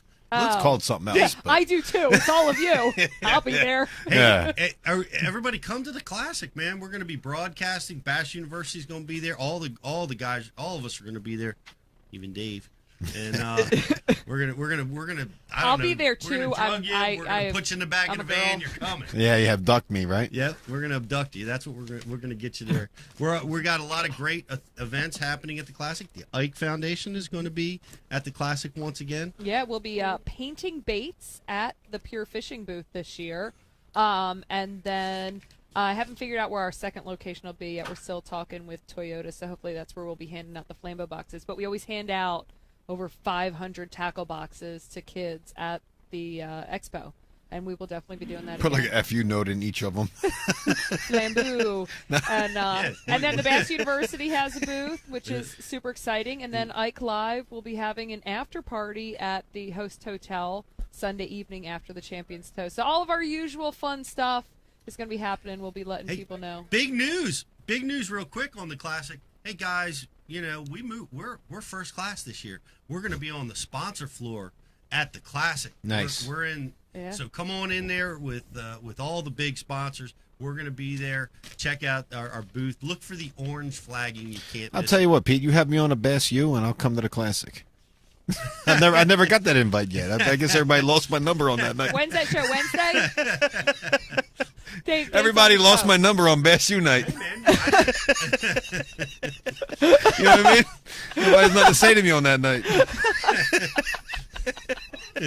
Nobody's got a word to say to me on Bass U night. I'm a ghost. They're scared of what you'll say. Dave's ghost. Dave's ghost. That's the appropriate I show. hear a caller. Hey, caller. It's like caller, what's your name? yes. Where are you calling from? Caller, what's your name? Where are you calling from? Hey, Carl from Ohio. How you doing? We're doing good, Carl, man. We were just out in Ohio. You were? Yeah, that's right. You were in Columbus you were down in Columbus at BSU. I didn't make it there. I heard they had a great fishing show going there, too. Yeah, we had a great fishing show, and I took in the Ohio State, Penn State wrestling match, which was awesome. Yeah. Well, I guess it wasn't much of a match from what you said. But, hey, listen, I really appreciate the honest discussion you're having tonight. I really expected to tune in and hear a kind of an FLW commercial with Ike's involvement. But you've really been open and honest about the whole thing. And, I think that says a lot for your show. But, thank you, Carl. You were just talking about the FLW, and quite honestly, I just don't think the FLW has the same credibility because there's really no. It's a pay-to-play type of a league, and I don't think they. Like the Johnson brothers said, they didn't get the attention until they got into bass. They didn't get the same, credibility with FLW. But so having said that, I think right now it's more of a bass MLF competition, in my opinion. I mean, Scott Martin's always out there. Well, he is. He's one of the biggest stars in the sport. He is, and he's got his reasons for it. But I just think as a whole, But the other day on Bass Zone, they had Bass Talk Live. They had Bernie Schultz, and he gave some numbers that I thought were pretty incredible. They were talking about this catch and release and being friendly to the fish and stuff. And he said he thought it was more of a marketing ploy. Because he said that the stats are, if you take the United States and you divide it in half, and you go south, 60% of the bass in a lake each year die. If you go half of the country north, he said it's 30 to 35% of the bass in a lake die. And he said tournament fishing kills about 3% of the fish that are released. So, I mean, the numbers speak for themselves. Wow, it's an amazing statistic. Yeah, I mean, I was blown away by that. But, so like you said, he thought it was more of a marketing ploy than it was a reality of the harm to fish in a tournament. So the Yankee bass are stronger by studies. I have to say so. I'm going to face it. The cooler water probably helps. I mean, the numbers are what the numbers are. Yeah. They probably use bad words too, those stinking they probably Yankee fish that live. they probably do. And the fact of the matter is they do have a delay in MLF because if you think about it, what did they do? Every time there was a fish catch, they went to the fish catch. Right. Yeah. And they had to have a delay and know what was going on because they would say here's Ike. And they would go to Ike, just coincidentally, he would catch a fish. That is some Zabruder film type shit dropped on the show live there, dude. Yeah, they would go to somebody, and instead of saying, like Bassmasters will say, earlier today, they would just go to it and kind of pretend it was live. I'm not going to judge them too hard. It's their first event. Yeah. But finding those guys is bullshit in my mind. So they had Boyd Duckett. They had Boyd Duckett on Bass Talk Live. We talked about the Ike situation, and he said, he said something not his exact words, but he said something like, we're not going to find him because something about it's not a rule, and they asked him about going across the state. So I mean, they talked about that with him on Bass Talk Live. Bro, I agree with you. I don't know, Becky. You signed the checks. I watched it about 20 times this morning. Becky, you signed the checks. Did he get fined? No, it was interesting because yesterday he was on BTL and Boyd did say that there is no rule against it, and it's something that we're learning as we go, and we'll have to figure this out. We're finding out. He said it's the raw emotion of the anglers. Bass fishing wants to be more acceptable or grow the sport, and that, but at the same time, they want to hide all the confusing stuff, and to me that's just kind of counterproductive. I had some friends watch MLF, that are non-bass fishermen. Now they're sportsmen, and I got to tell you, unless you have an appreciation for the sport, it's hard to grab that. It's hard to grab that audience that's not into the bass fishing. It's just a hard thing to do. To get involved in it, it's not like buying a set of golf clubs. You got to spend thousands of dollars. It's easier to make people watch cornhole than watch fishing. I'll tell you know? what. It is. I'll tell you what. Just the one experience I have with this would make me disagree with you because, and this is why I always was interested in MLF. This was a couple years ago. I was watching it in one of my classes at JMU because obviously I don't pay attention to class, and everyone around me was watching with me. People that had not only no interest in fishing, I don't even know if they were sports fans or not, but these people were enthralled with that format. And that's my one experience with it. I don't know how that translates to the masses, but it was very cool for me as someone that's fished my whole life and been so into it. See people around me that, like in any other scenario, would not care at all about fishing. Watch that and be interested in it. That was cool to me. I think that too because I was watching. I had it on my family room TV. And my mom was over, and my wife and son were there. We're all kind of hanging around, and they're watching it with me because Mike was on. And normally, unless they know somebody, they're not going to watch. But as it got down to the wire, and the pressure cooker started building, my mom was trying to get to the kitchen to get a cup of coffee or something, and Shelly was trying to do something else, and they both stopped and stood and watched that MLF until the qualification happened. They watched and they were glued. And unless I'm in the tournament or Mike's in, they're not watching. You know what I mean? They're doing whatever they were doing. But that program had them glued. Bryce, is there any way to bring up Mike with that, what you sent me with Marty Stone, Harry, I'm jumping in and washing him out? Can you bring that up, dude? Here's the only thing that I worry about, because I do believe there have to be rules. I'm not against this. F-bombs of mass destruction. I've said that, but at the same time, I want us to be very careful in the rules that are made, because it's the personalities in this sport that draw people in. So if we start to squash the personalities that are bringing the fans to the sport, what do we have then? We have another not interesting show. Fishing, absolutely, and that comes slightly biased because I've got a big personality of a husband. But there's other people with personalities, and we can't squash You make a great point. Fishing is a culture. There is a lot of culture that goes on in fishing that I don't think gets exposed enough, and I think we need to embrace it rather than push it away. Right. Especially if we're trying to go mainstream with it. Yeah. And that's the whole point isn't that the whole point of MLF? Isn't the whole point of MLF, they're trying to bring fishing to the masses. They're trying to make fishing a mainstream professional sport with real athletes. So people must relate. Don't you think it has to be, to bring the mainstream in, don't you think it has to be a little bit more than about fishing? I mean, it's got to be about the players on the field. It's got to be about the personalities. It's got to be about how they got there. It's got to be what they go through on a daily basis. Yeah. People don't have a real appreciation for these guys being athletes. No. I mean, they really don't. I mean, when you talk about a 72-year-old man winning this contest, in my opinion, that's pretty impressive. It's ridiculous. After 8 hours in a day, I'm pretty exhausted. Yeah. Yep. Well, that's completely impressive. But does that do our sport a disservice, saying that a 72-year-old person can outcompete the younger athletes? No, because does it make our sport a little Absolutely simple? No, because somebody relates to him. Everyone has to relate to someone.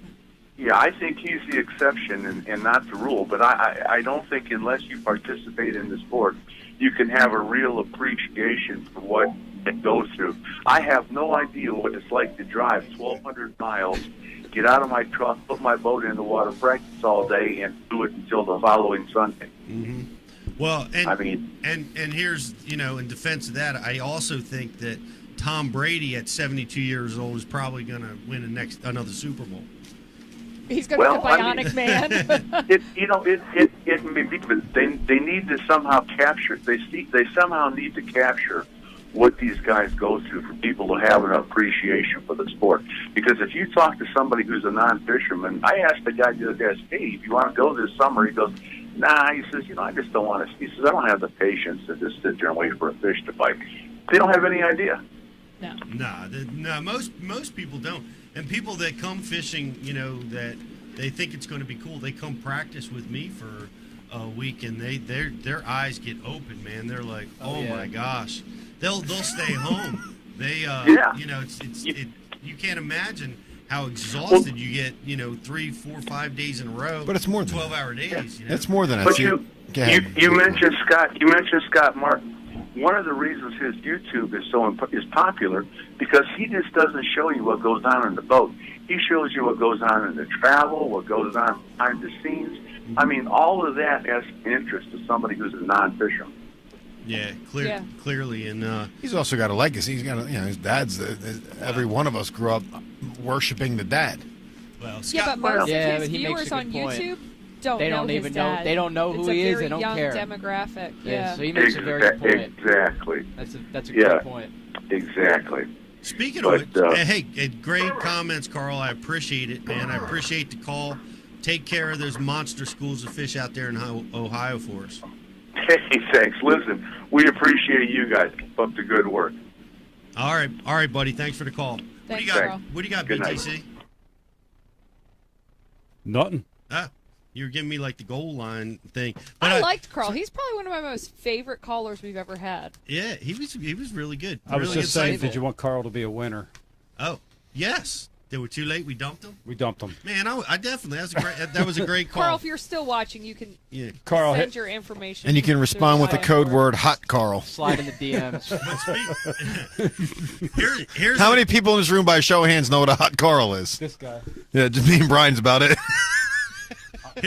We talked. All right. I got nothing. Got to get past the hot Carl comment. Scott Martin.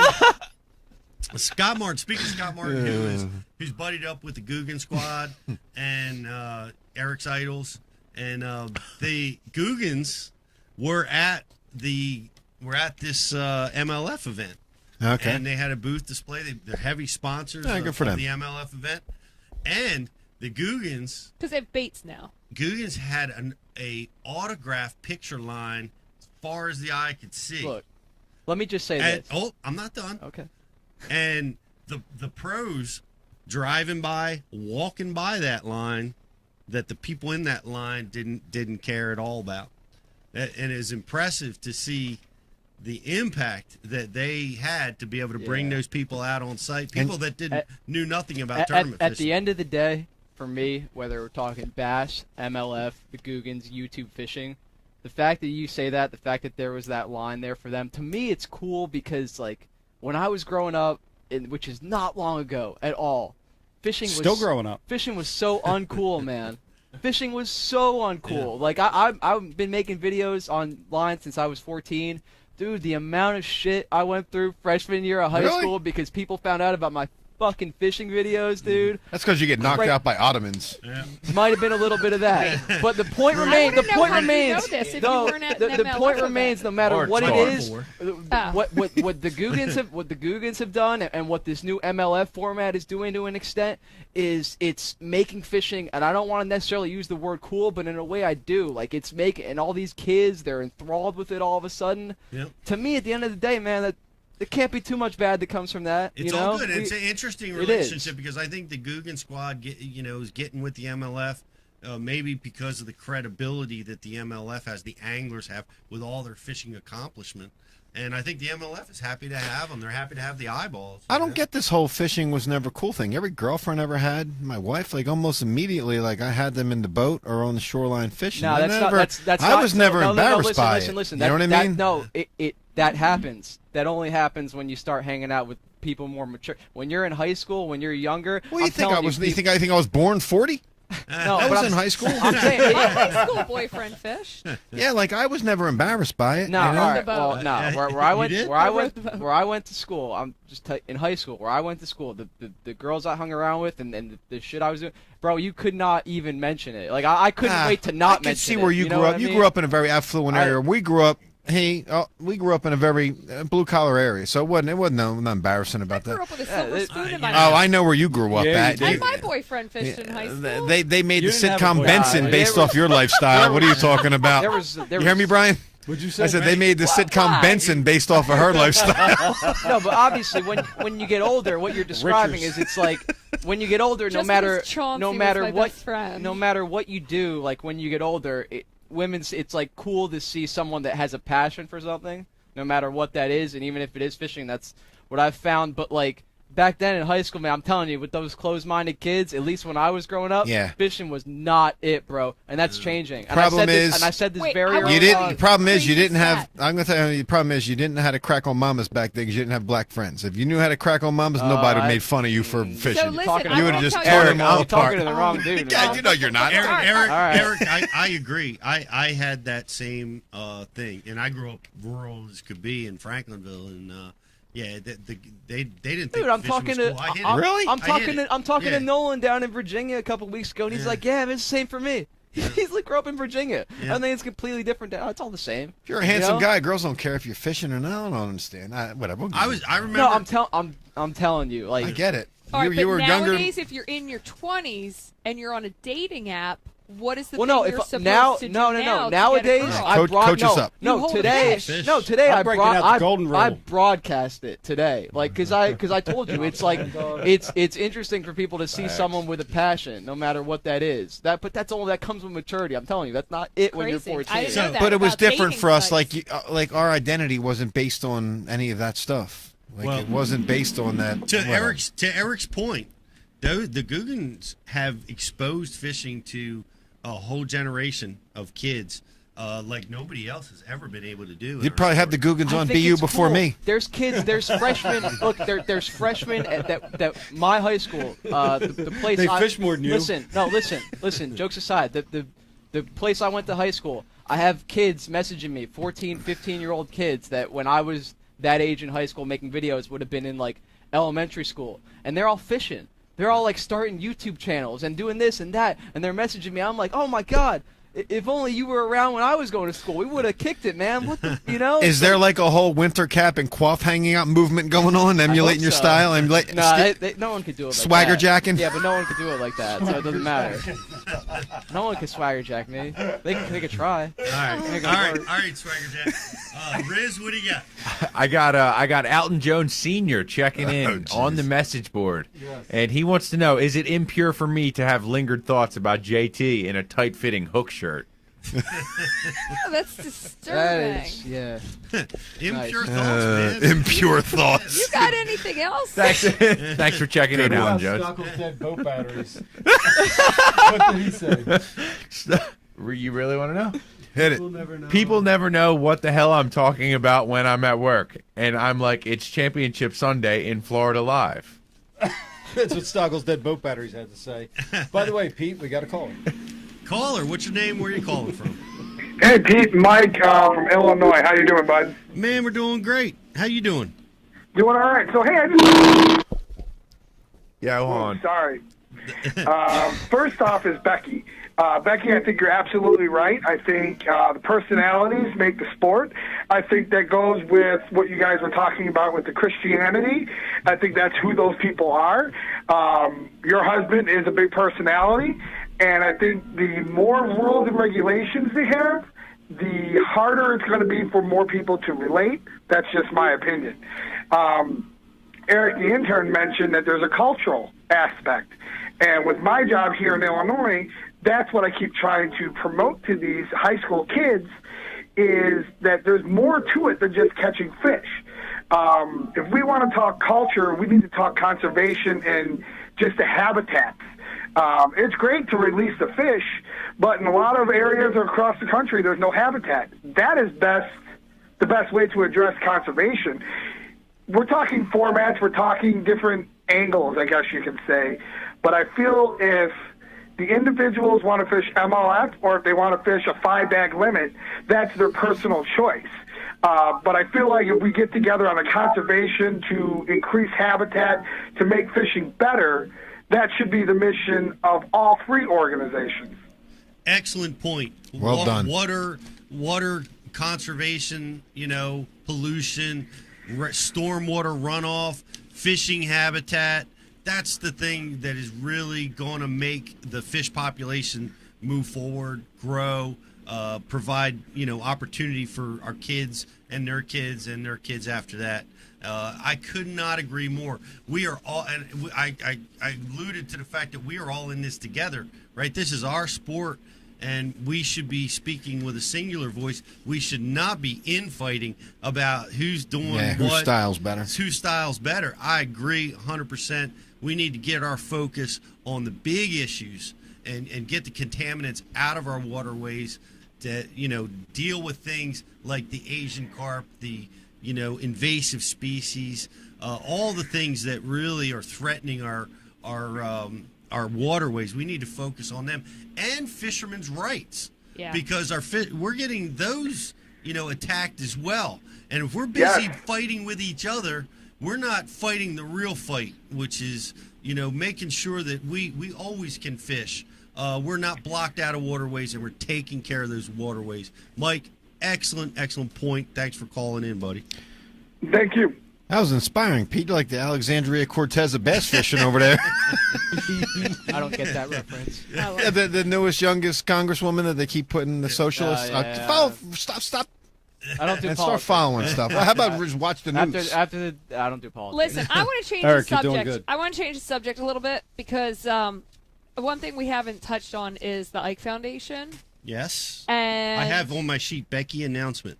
So we had our scholarship dinner. Yeah. Good time. I guess, is it 2 weeks 2 weeks ago. now? 2 weeks ago now, which it was a huge event, huge success, another 300 people. It was absolutely amazing. We missed you, Pete.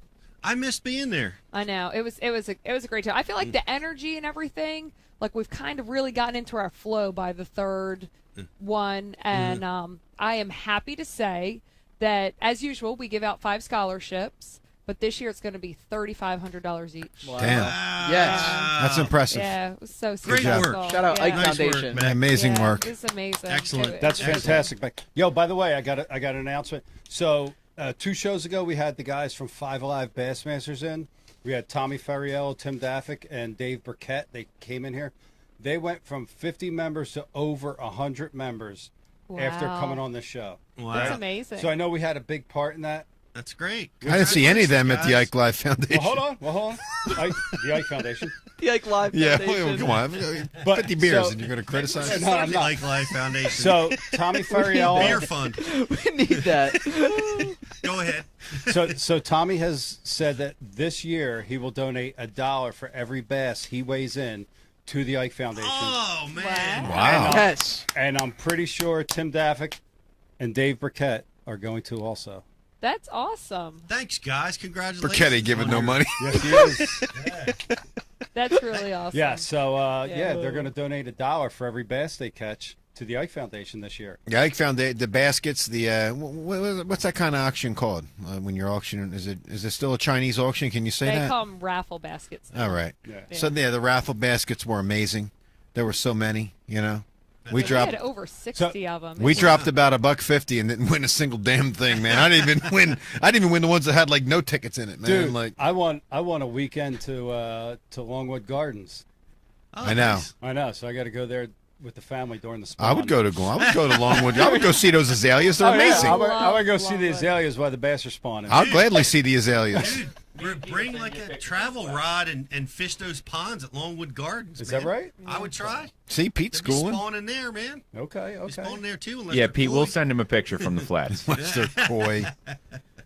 Who was the keynote speaker this year? Rick Pierce from Bass Cat. Oh, no kidding. So Yeah. Rick has donated a was a riveting. Bass Cat boat every year Yeah. for our Pro-Am. And so we asked Rick to come in. But this year, everyone at the dinner found out, but I guess we should announce this, but there's going to be a Yamaha motor on the back of that Bass Cat boat.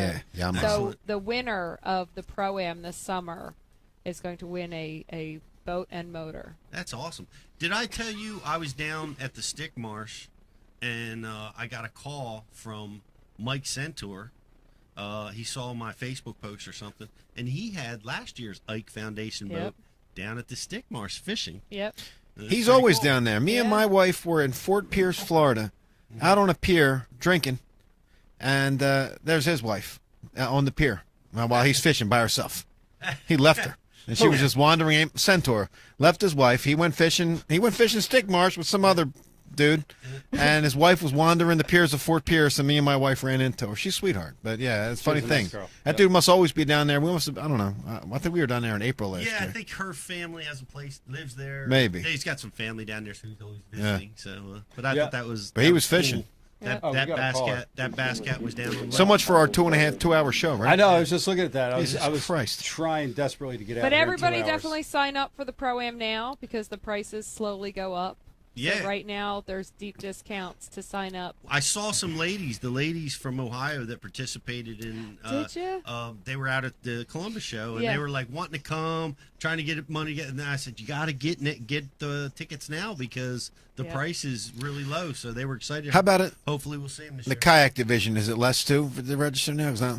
Yeah, it's no, that's a flat fee. All right, so I can procrastinate and not feel guilty. Procrastinate on that because we're part of the Hobie tournaments that get you to the championship, which ultimately gets you to Worlds. Yeah. So they've made us one of their events. So those are kind of like a fixed.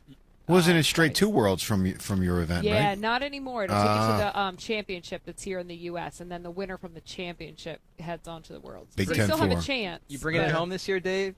I'm not talking no more trash. Damn it! I was trying to get you. Yeah, I got curb stomped.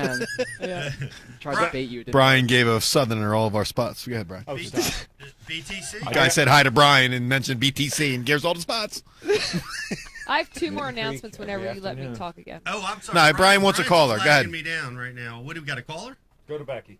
Becky. I have 2 quick things. One, season 4 of Going Ike is coming out this Thursday on Mike's YouTube channel. So check that out. It'll be loaded at 3 p.m. on Thursday. The first one is with Terry Scroggins in Florida. It's a pretty awesome episode. Yeah, deep fishing in Florida. It's cool. Deep cranking. Very interesting deal. So that vegetable comes oil, out. vegetable oil crankbaits. Yeah. That comes out, and then after we left Mike in Orlando, he went down to visit Drew in Miami, but he hooked up with Monster Mike while she was in classes, and they were catching fish on Mike and Ike's. And Monster Mike has that clip on his YouTube channel. So everyone should go check that out because it's kind of wild. Mike said that once the Mike and Ike's lost color, the fish wouldn't bite, but they just wailed on them with Mike and Ike's, which I never would have guessed. That's so silly. Everybody knows that. You got it. Once the color gets off of Mike and Ike, they just don't. Yeah, Everybody knows right. It's common knowledge. Who don't know that? That's all I have. So That's all everyone you go check out Monster Mike and Mike's YouTube. We got a caller, Brian? We do, but before we get to the caller, I just want to make the observation. How many acres is Manasquan Reservoir? 82. 700 something. Probably. Yeah, it's 7 something. Yeah. So, Five Alive Bassmasters will have a bigger field than Bass and MLF this year on venues like Manasquan Reservoir. Dude, R.I.P. to Manasquan. If they get if they're not going to draw all 100. Come on, play the game. All right. Take So we're going to hear about Five Alive every single show, too? 70 boats? 70 That on the boats. board. 5 Alive, Pat Renwick. It's going to be 24 boats on one grass line. And you have to say, what was it? Hoity-toity, hookity-hoo. What are our approved bad words? Oh, hanky-panky. Hanky-panky. And whoopee. And whoopee. There you got it. All right. I'll do the whiteboard. I see we have a caller on the line. Caller, what's your name? Where are you calling from? Caller. My name's Will. I go by Bass Anglers Anonymous across social media. Oh, my man. Hey, man. How you doing tonight? What can we do for you? Well, I just kind of want to get some of you guys' opinions on something. So you guys know how YouTube kind of went into this crazy algorithm kicking people's channels off and stuff like that. We've heard and of a lot it. of it was because of everything okay? You guys hear me okay? Yeah, we were answering you. We heard of the we're not totally schooled up on how this whole algorithm thing works, but we've heard of. Me neither. But basically, YouTube is kicking people off because of, advertisers not wanting to have their ads on videos because of YouTube allowing people to film whatever. So you may get like a baby food commercial on, somebody filming just something stupid. So a lot of these advertisers didn't want to be, linked with that. So YouTube went on this big thing of kicking everybody, kicking channels off that might be dangerous or whatever. So my question to you guys is, do you think that if MLF did allow people to start cussing and basically took the filter off, do you think that sponsors may want to not be linked up with that? Totally. We said that. We said that when we said that Becky juggles that when she is dealing with the sponsors that are involved with Professional Edge. Totally. It's something they would consider and are afraid of. Yeah. So it makes sense. And then also, with the new eyes that are on the sport, a lot of us have biased opinions because we've been watching bass and FLW for so long. We're kind of used to those things, but what MLF is trying to do is get a lot of new eyes. Do you think, have you guys heard from people who are just getting into fishing about their opinion on MLF? Because a lot of us are biased toward it, toward bass. We've been watching it for so long. I think that people are so new that it's hard to get their opinions. We haven't, like I made the comment that I watched my mom and my wife, and I interviewed them. I'm like, what, because I secretly watched them. I didn't want to ask them to watch or, hey, check this out. I just let it happen. And exactly. I interviewed them, briefly after, and they didn't really say, they said that they wouldn't go out of their way to watch it, but because it was on, they thought it was entertaining. They wanted to see who won. So, but I don't know. We need to look at more people.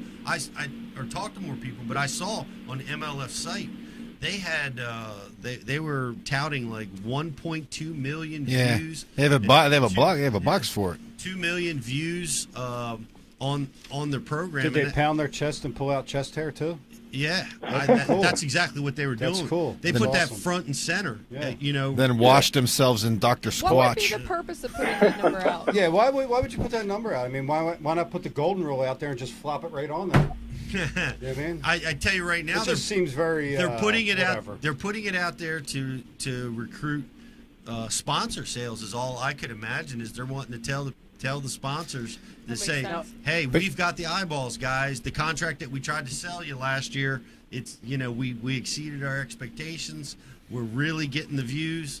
And what was that number? It was in the millions. 2 million. Yeah. Wow. One day. But to address something, I'm sorry, Eric, keep your thought. To address something the caller said about attracting new eyes. I don't know how many new eyes you're going to attract. My son, and I can speak for Brian, his two sons, have access to one of the most wildly popular anglers in this sport. They could care less about this sport. Thank you, Dave. I appreciate that. Well, when you have me on Best You, then I'll give you your proper due, all right? But my point is, my point about attracting new people, you're either It's nice to be recognized. Yeah. You're either bit by this sport or you're not. I don't know how many new people they're going to attract. Like I said, like my little guy and Brian sitting behind the booth, his guys could honestly care less about this sport. Mm-hmm. Right, but it's also about girls. Like a lot of girls who are into baseball, into football, stuff like that. But they don't actually play the sport. But like from what I've seen, is a lot of people that are just watching this. Their biggest thing that they like about MLS is the fact that they're not putting the fish in a box and they're taking care of them longer. And I hear all these people saying about how the tournament rates for fish living are really or dying are really low. A lot of the fish are living, but I don't think it's necessarily about the fish living. It's also about them thriving. So, it's just like I wrote in the comment section earlier, it's like saying your kid he's fine because he's alive. Well, you don't want your kid just to be fine because he's alive. You want your kid to thrive. So a lot of these tournament weights could be bigger, maybe if the fish could thrive more. Yeah, to me, the biggest cringe factor of the way tournaments ran before, and the reason I mentioned even MLF's conservation deal is, especially like those smallmouth tournaments, when you see them guys bringing in all them big smallmouth and they're all laying up on their belly, and then maybe a lot of those fish live, but it's just like seeing that, at least to me, was like always a little cringe. Like maybe some more. I'm telling you right now, nobody wants to see that. And you can comment that, like you said, you think that maybe MLF is doing a better job of handling the fish, but prove it. Let's see your delayed mortality rates. Yeah. But honestly, I don't think that should be in the discussion. Like we said earlier with the other caller, I think we've got much bigger issues on the line. And I will say this too. I just fished an open in Florida, and Bass did an amazing job at caring for the fish. We have the weigh bags. The weigh bags are cutting edge. Their aeration systems are cutting edge. I had to wait in line for an hour. Back in the day, we would wait with our bags full of fish for an hour, but not anymore. We wait for an hour to get a bag, and that way the fish stay aerated. They stay, in an area where they're protected, where they have catch and release or a similar type care, where you can ice them, where you can keep them in an excellent condition. And then you only momentarily you take them up, go very quickly through the weigh line, weigh your fish, and boom, they're right back in the release boat, and they're distributed. So they do an amazing job at caring for the fish, and I think they're going to continue to develop that process. I don't like the idea of us criticizing each other on fish care. Nah, there's plenty. We can't eat our own. No. But I certainly appreciate your opinion. And, I appreciate you calling in, man. Absolutely, man. The good thing about this all is we can watch all three of them, right? Yeah. If we want to. So. Absolutely. Exactly. And, I think that's the main point, and that's the point that I think is going to happen is people are going to watch all three. I mean, I watch UFC and Bellator. You know what I mean? Right? I watch them both. My so. man. Exactly. My man. What's your name? You just won. Jim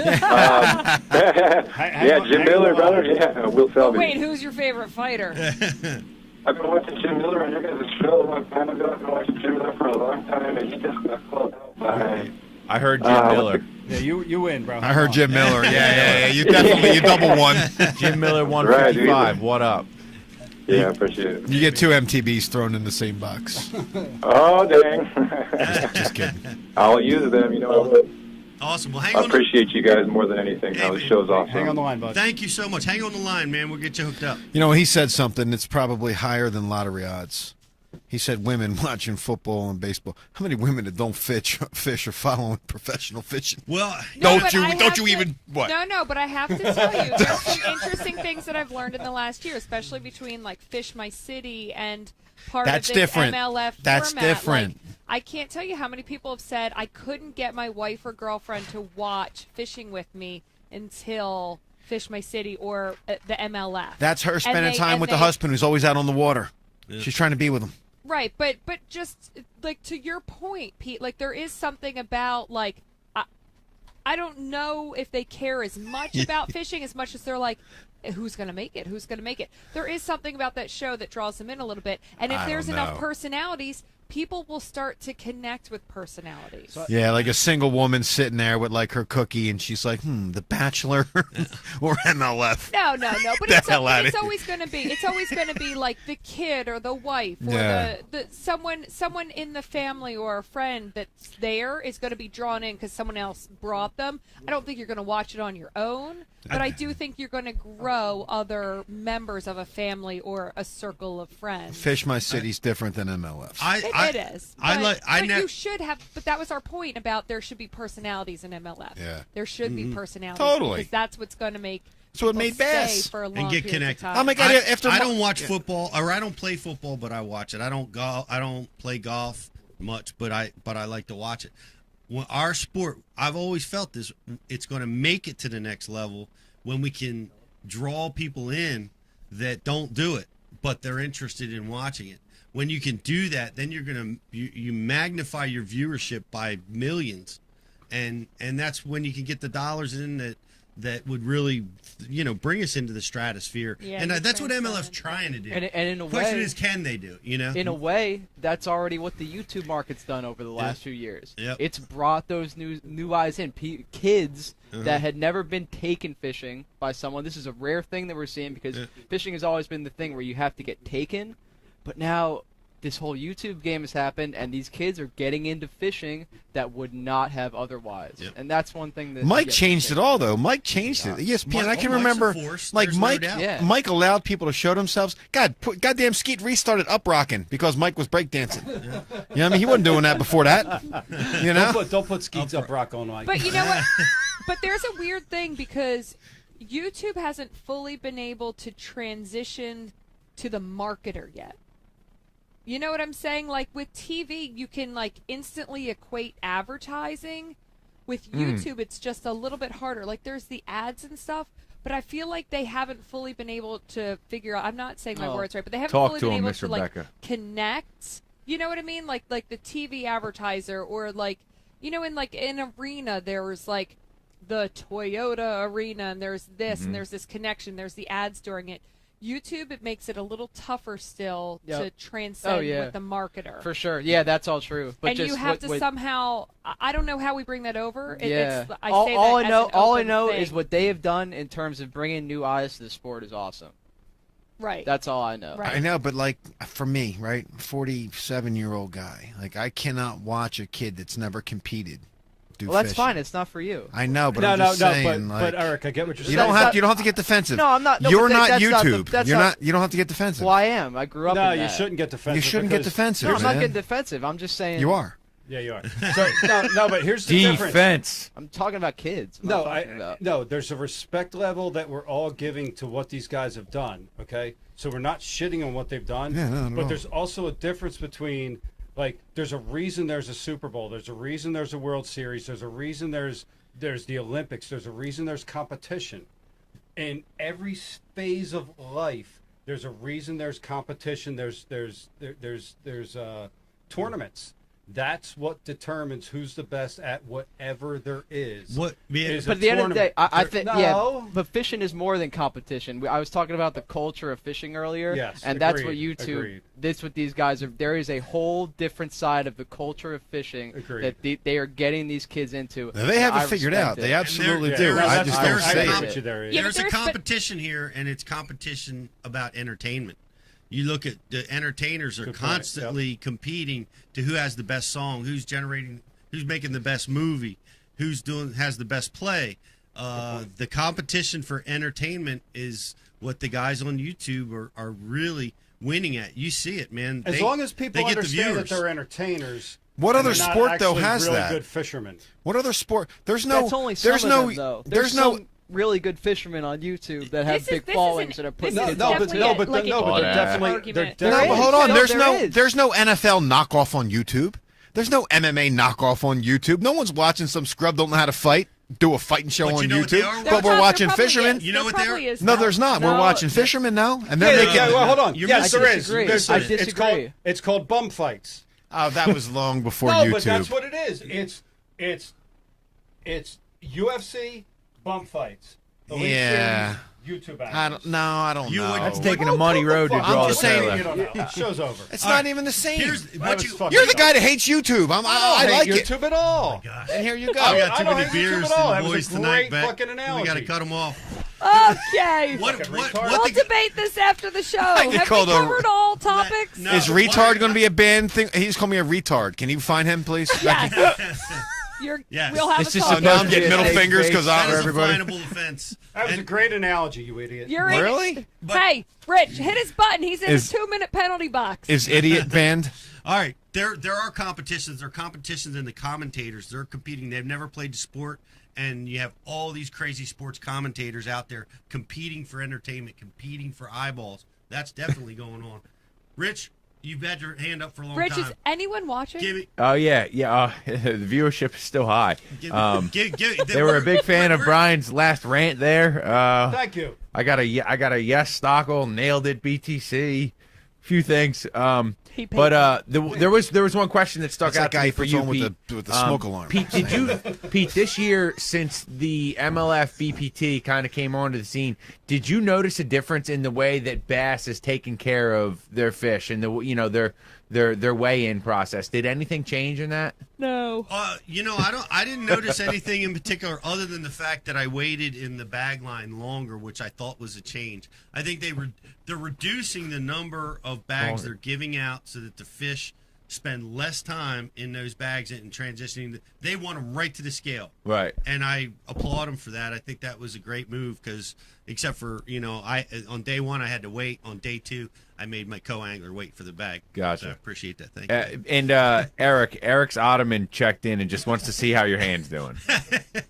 Dude, we're hanging in there. It's getting better every day. That's so I still feel it, though. I think I'm going to feel it for a while, unfortunately. If your Ottoman had a YouTube channel, would you want how to properly rest someone's feet? Yeah. You know what I mean? Maybe I'd be blouse. informed where I wasn't informed before, You dig what I'm saying? Hey, I want to... Oh, Lord, it's 10:30. Eric's going to take boxing lessons from his Ottoman. Is there anything left on the agenda for your end? No, you're good. No calls? I want to give a... Yeah, but I ain't answering it. Marty Stone's not calling in? Nah, he chickened out. Oh, man. Okay, I got to talk about the Bass University promotion, which ends Wednesday at midnight. This is 10 days free. If you haven't tried it, you have until Wednesday at midnight to come over and check it out, man. It's gonna help you be a better angler, whether you fish MLF or BASS or FLW. Or out of a kayak or from the bank. Or out of a kayak or from the bank, even better. Or you don't fish at all and you live through YouTube. You will have moments where, looking back on watching the Bass University, you'll notice throughout a day where it will help you.